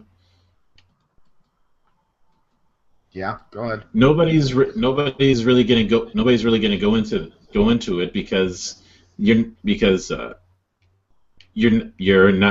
going into something where you're not gonna get your return, and plus there's been the adult babies. Let's just say. Let's be quite frank on the matter. Man children, yeah. Big babies, look at Trigglypuff. That's another reason to hold Trigglypuffs in this world. Yeah, it's just coming down on top of them, and they're screaming while it's collapsing. Or we've all seen that cartoon of the dog whose house is on fire, and he just goes, "This is fine." Mm-hmm. Yeah. They're not. How do I put this? They're finally. Yes, Lisa, we're on late. I'll send you a link if you want in. But yeah, it's to the point where these dumbasses are. How do I put this? I lost my train of thought again. It's the point where these dumbasses are thinking their ideology sells, but it doesn't. Oh, it may have sold at one point, but it was but any gains that they have were not going to be long term, and we're seeing that right now. Okay. Yeah. And it's hurting them in the end. And colleges are losing money. Like I said, University of Montana, for instance, is losing money like crazy. Their tuition is down. Their tuitions go, or no, their student enrollment is really low. I mean, seriously low. And from what I'm hearing, all of these major universities are facing this, and it's because of their It's because of the students, these crazy college kids. Trigglypuff is just one of the recent examples of how bad a college kid could get. But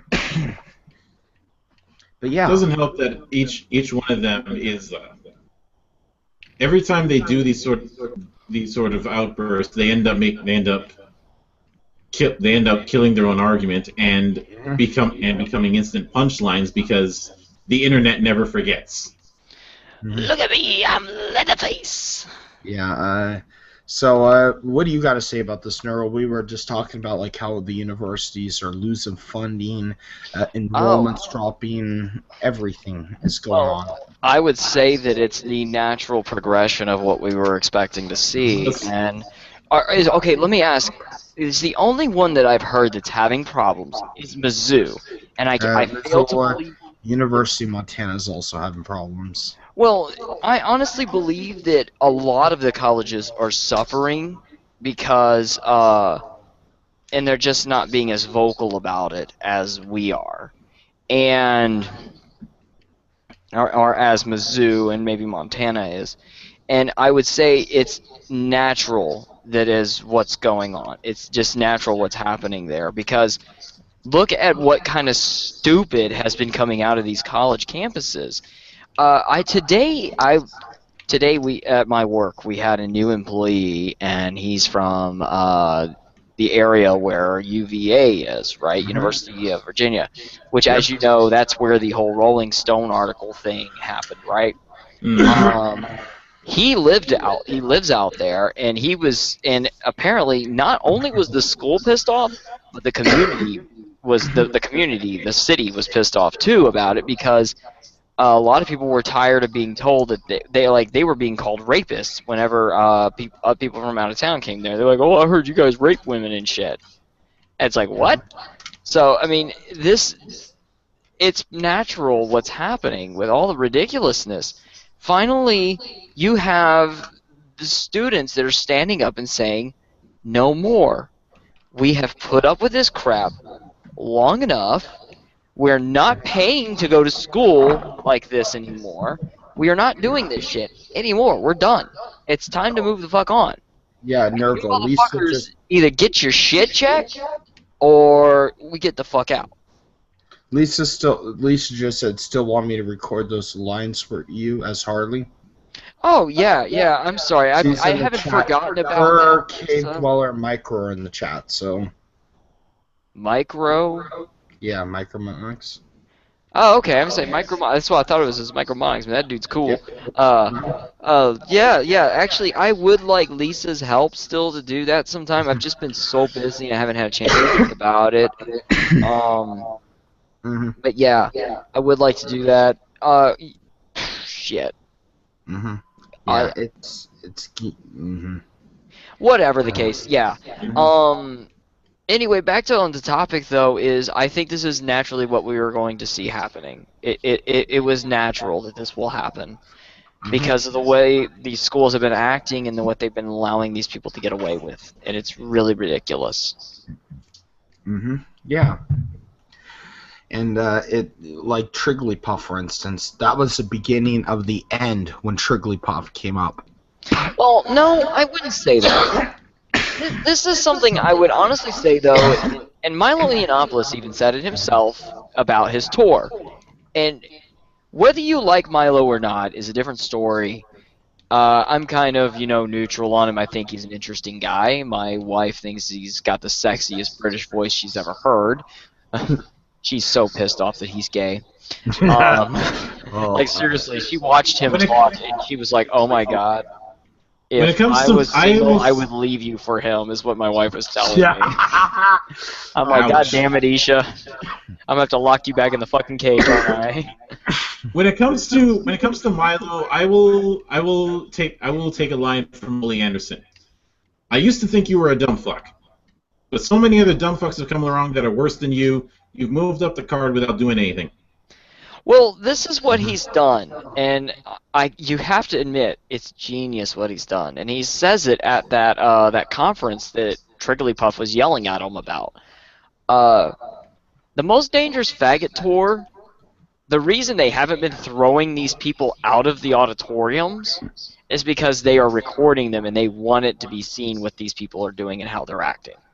They want the world to see the insanity, and that is why he's doing it. He's not worried about what he's saying. He's there to record the insanity, and he even says it. He goes, we've been recording everything, and this is reaching far beyond the media. He's like, your parents are going to start pulling funding. People are going to start dropping out of your schools, and you people are going to be left all on your own in a corner. And he says that at that fucking thing. He says something, not the exact wording I said, but he says something very fucking similar to that shit.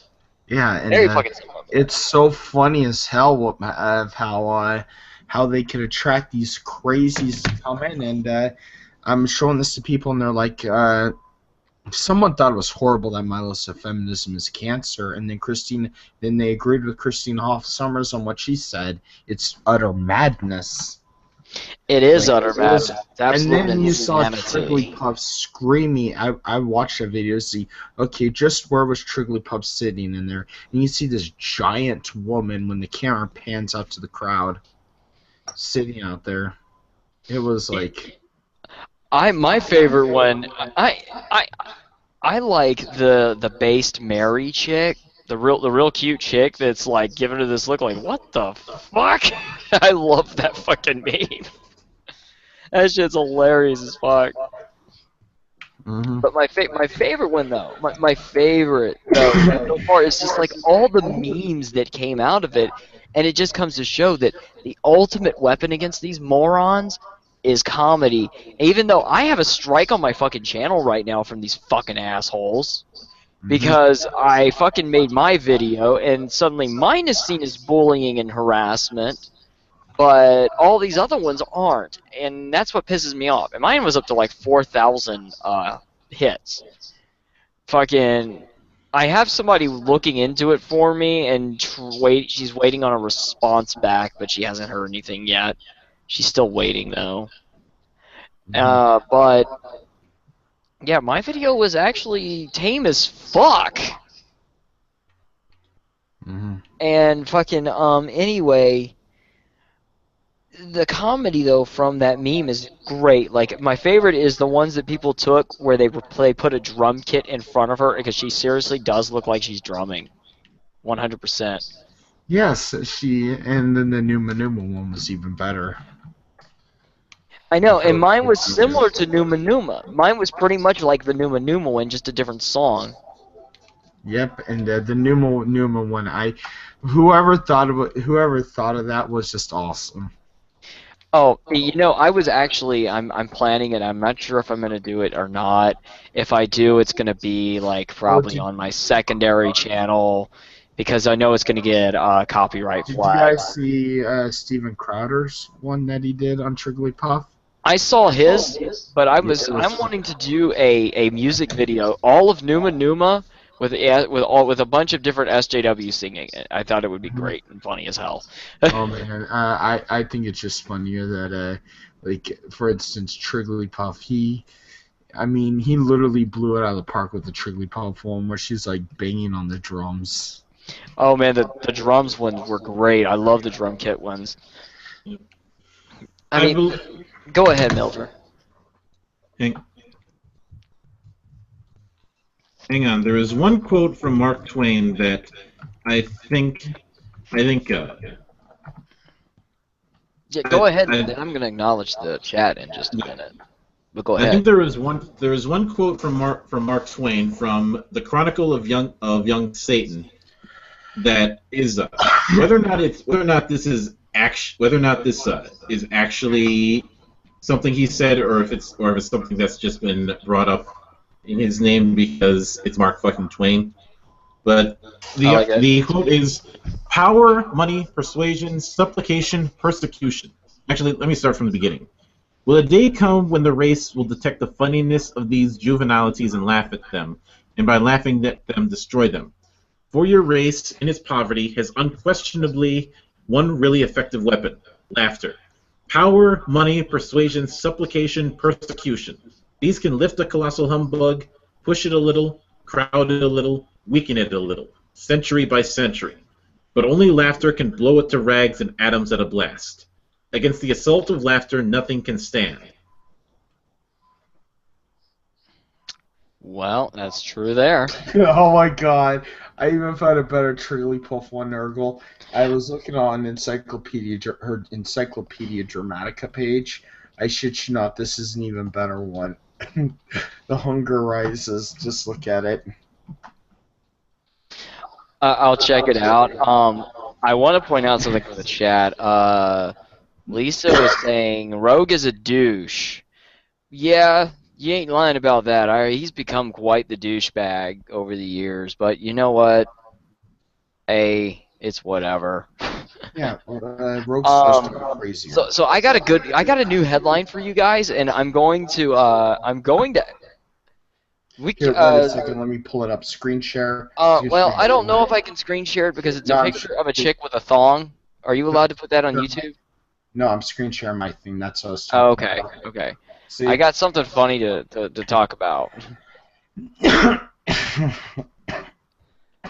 What you got, Leon? What you got? Oh, okay. Well, I got something funny. Right there for you. Okay, I got something really fucking funny. Okay. Oh god, that's hilarious. I love this one. I've seen this one before. That's fucking great. And Nurgle jumped out for some reason. He hit the X button. Wait for Nurgle to get back.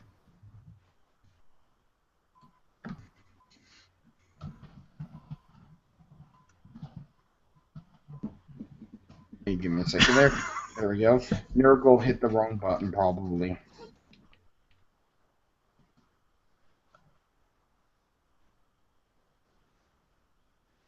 Okay.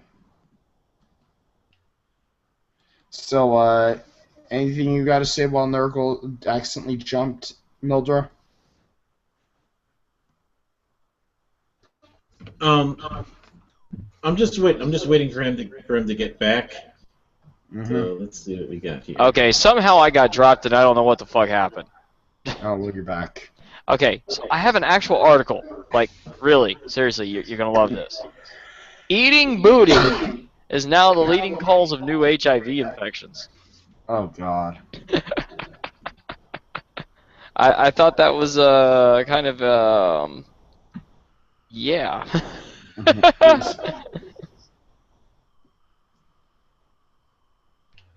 Oh, what the hell is this world coming to?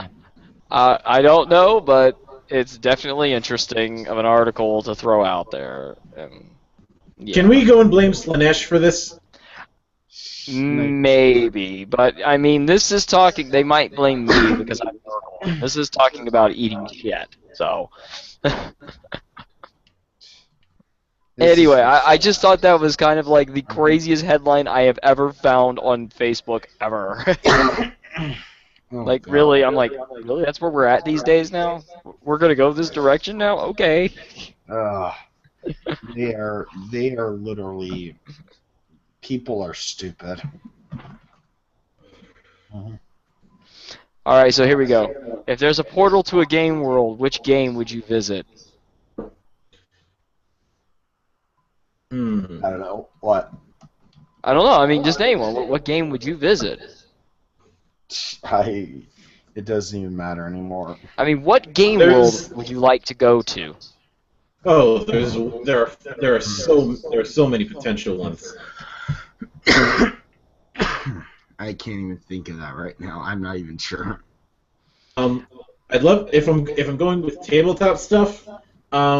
Exalted's one I'd love to go to just to see those, just to possibly be one of those demigods, and all the weird shit that goes with it. I would not want to visit the 40K universe. Just putting that out there. As much as I love 40K, that universe is a goddamn meat grinder. What, you wouldn't want to hang out with? You wouldn't want to hang out with? What's the blood god's name? Korn? No. Yes, you wouldn't want to hang out with the people of Korn. All right, look.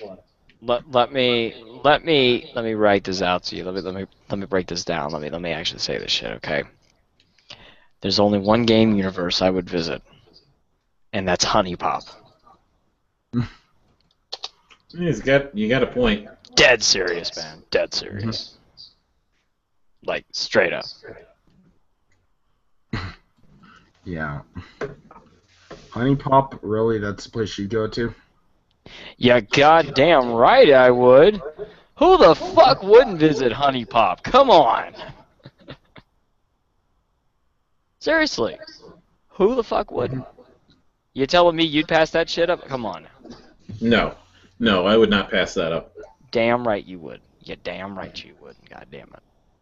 Damn right. All right. So, is there anything else we want to talk about? Homefront Revolution's coming out in about like 12 hours now because, well, I'm not sure if it's Steam or the company's fault. Are you going to stream this game? Yes. You better stream this game. Do you? By the way, when you stream games, Leon, are you on YouTube or you do it on Twitch? I do YouTube. Screw Twitch. I've been using Twitch now for my game streaming, and it's been pretty good so far, but I'm not getting the viewership I used to get because of YouTube, but... Well, I'm going to be doing it just solely on YouTube. I'm really... Well, I'm really considering going back to YouTube, but I'm not sure yet. I was actually quite surprised that because like I have a 4-hour Doom stream that I uploaded on my other YouTube channel, the one that we've been streaming the Internet Indigestion on, and I was actually pretty surprised when I finally said fuck it and I uploaded it. I was shocked as shit that it hit up to 10 views. I was like, wow, so like 10 motherfuckers actually wanted to watch this? Yeah. Yeah, and a lot of people are bitching about it with what's going on with Homefront, the PC version, because Eurogamer said their PC was capable of playing it and it had lag issues. People are saying it's laggy. I don't trust Eurogamer getting some hot water for swallowing the Kool-Aid. It's pathetic. I don't even think they have a PC capable of playing it. I think they're lying about having a 960. Because it should play it. I'm going to tell you the specs of Homefront right now. The specs. Here are the specs. Because I wasn't going to get it if my computer wasn't within the recommended specs. Intel Core i5 3.3 GHz or an AMD 3.5 GHz. I have that. Okay. 8 GB of RAM. I have 12. GTX 760 or equivalent, which is 2 GB of RAM. I have a 970 with 4 GB of RAM and 38 GB of available space. I have that. Now the new Homefront is just called Homefront, right? Homefront Revolution. Homefront Revolution. Yeah. Let's see. And Eurogamers and people are bitching about it because they said, "Oh, Eurogamer." I wouldn't trust Eurogamer, guys. Yeah, I seem to remember Eurogamer getting in some hot water not too long ago. Yeah, you shouldn't have any fucking problems running Homefront Revolution. I mean, I'm looking at mine, and I'm looking at CanYouRunIt.com, and it's showing that it's not bad at all. That I should be good. Nope. And if there's a problem with it, if it has too many lag issues, if it's way below 30 frames per second, I mean, if it's below 30 frames per second on moderate settings, I will do a Steam refund on it. But if it can handle 40 to 50 to 60 frames on full, then I'm gonna keep it. Yeah, it looks like it's doing pretty good here. Speaking of which, I mean, I'm looking at this. I'm like, damn, my system can run almost every game on the highest settings whatsoever possible. This is awesome. I didn't realize What's it. it called? What's the website called? CanYouRunIt.com. What it'll do is it'll have you download a little app, and when you download it, it'll basically send the website the stats of your system, and then you can just type in a game, and it'll tell you if your computer can run that game. Mhm. It's a really good site. It helps me. Well, It's helped me out a calling it lot. a fake website, so there's some people calling it fake, which those videos have down like to hell, so 784 to 61 up, so Yeah.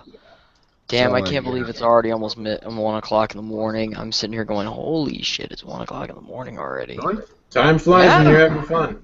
I was having fun on this stream, just talking my ass off and talking about all kinds of rando shit.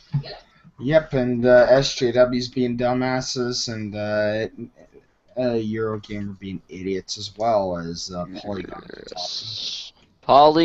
Polygon. Oh, man. You know, I was surprised that people liked my parody of Polygon with me shooting the hell out of a med kit, but I am surprised. He seriously did shoot a med kit multiple times in the game. Not to mention, I'm guessing he got his start on Resident Evil 5 because he could not, because whoever was playing, I believe it was Guys, I think it was him, and could not seem to grasp the concept of moving and shooting. Oh yeah, if you watch my stream that I ran last week, that's all I did when talk about was like, see guys, this is how it's done. You move and you shoot. You move and you shoot. Hell, the original Doom doesn't even have full aiming like you'd see in a lot of games, or even in future Doom games. No, it's not. It was designed in a method where you just kind of point and shoot. Mm-hmm. Because the limitations of the technology at the time disallowed them from making it where you can look up and down. And so to fix that, they made sure that they corrected it with the auto aim corrector, which was fine in its time frame when they did it. Sorry, I know a lot about Doom. But the one thing I will honestly say about original Doom and what now is, and this is the way I'm streaming it now, some people will probably say that I'm not really being a purist when I stream it. I'm streaming it using an engine called ZDoom. If anyone's ever heard of ZDoom, I've heard of it. That's not the engine that I use. I use Vavoom instead.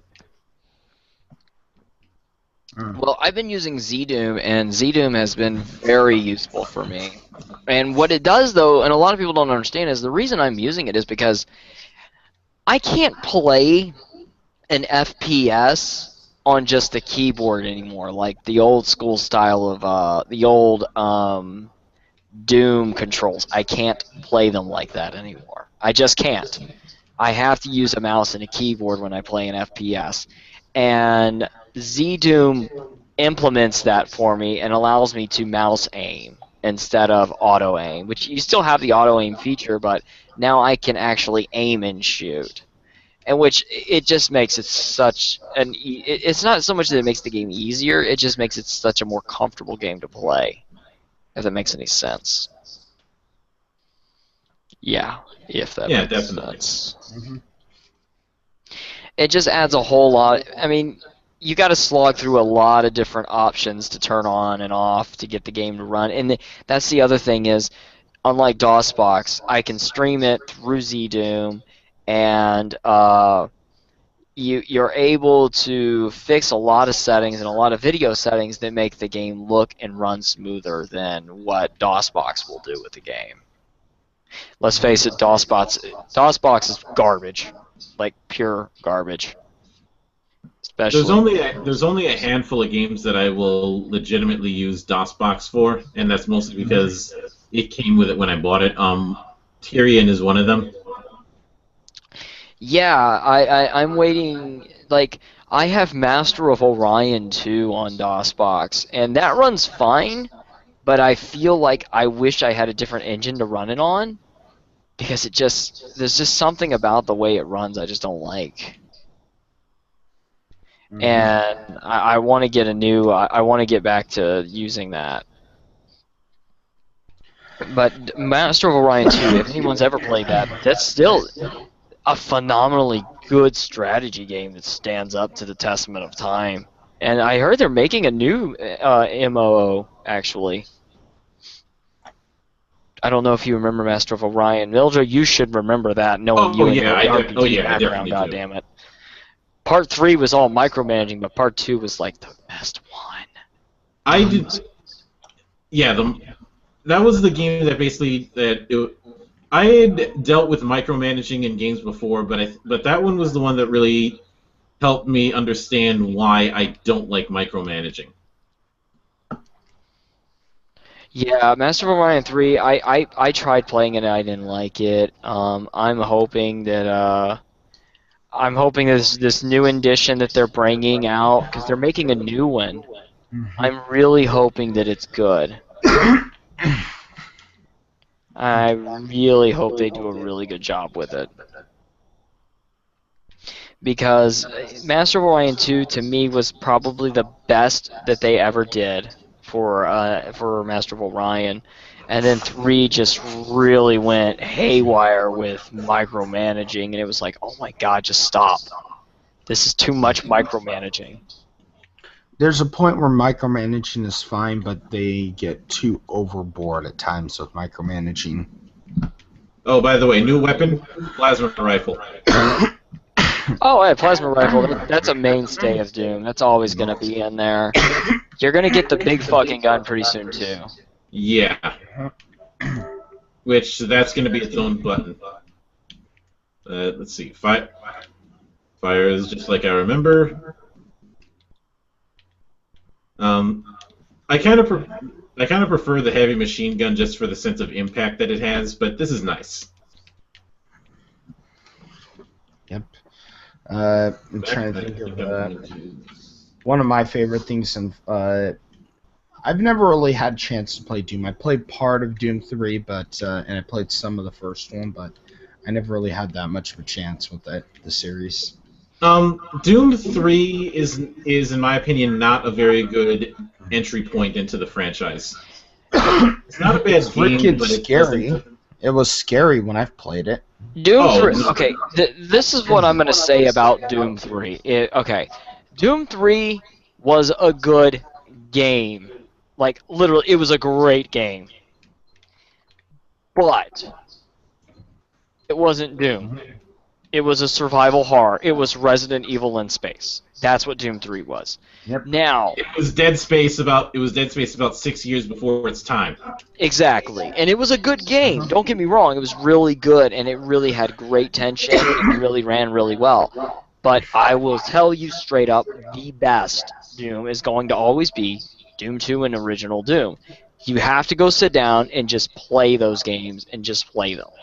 They are the best of all the Doom games. Even if you're just going to cheat and just play with IDDQD and IDAFA and all that, it'll give you a full appreciation of why the base mechanics of FPS are where they were back then and why they're still superior now compared to what we see today. Yep. How about Brutal Doom? Brutal Doom reinvented Doom. It was really good. That was a really good rendition of a good modification to the game. So basically, what did it do anyway in Brutal Doom? It just kind of updated the mechanics and made it a little more like a modern day FPS game. But it was really extra brutal. Like it was extra bloody, extra gory. It was like more in your face, lewd and rude. It was really good. Please do not download the mod hentai Doom. Just don't do it. Just seriously, don't do it. I mean that. I would explain it, but you'd be like, wow, that's just creepy. Oh man, so they get real creepy. All right, yeah, and other games that came out just recently, Uncharted 4. I'm playing that one. I've been playing that one. I finished it a couple days ago. Gotta say, it's one of the best games in the series. Uncharted 4. And then Washington Post decided to give it a 40 out of 100 and bitched about it, saying, oh, the game should have been ended after the first game. They should have ended the series. Oh, what with what game? Uncharted. Uncharted 4. I'm hearing Uncharted 4 is really, really good. Like, really good. Oh, yeah. It's a good game. I actually enjoy it. It's...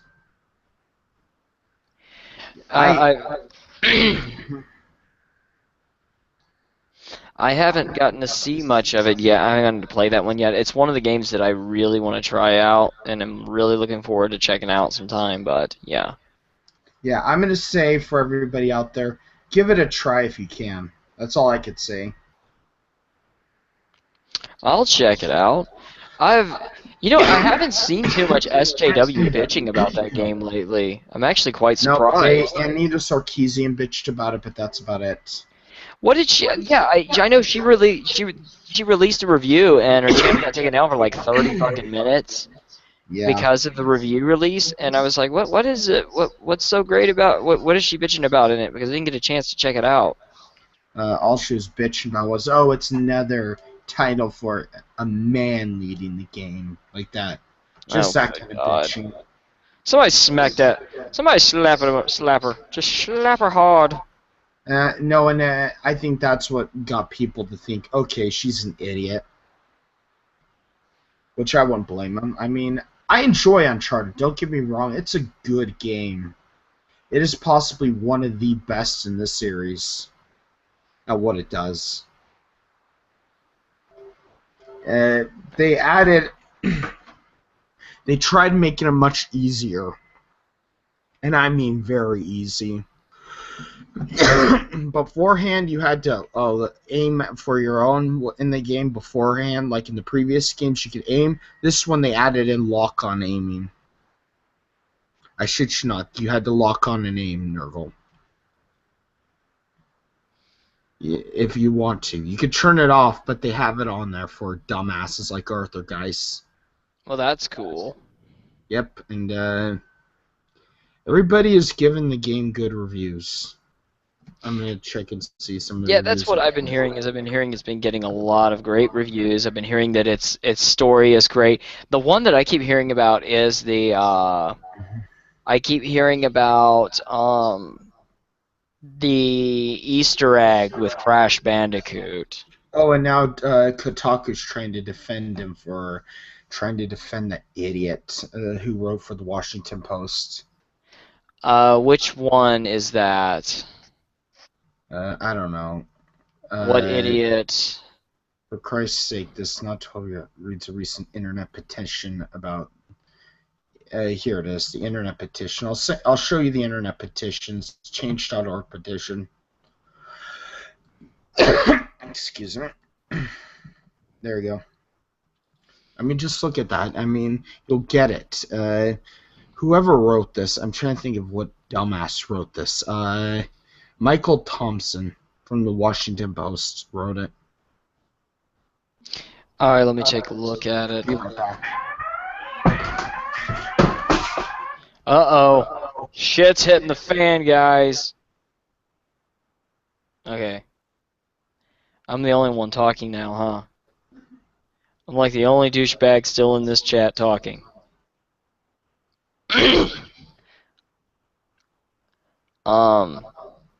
I suppose I could sing.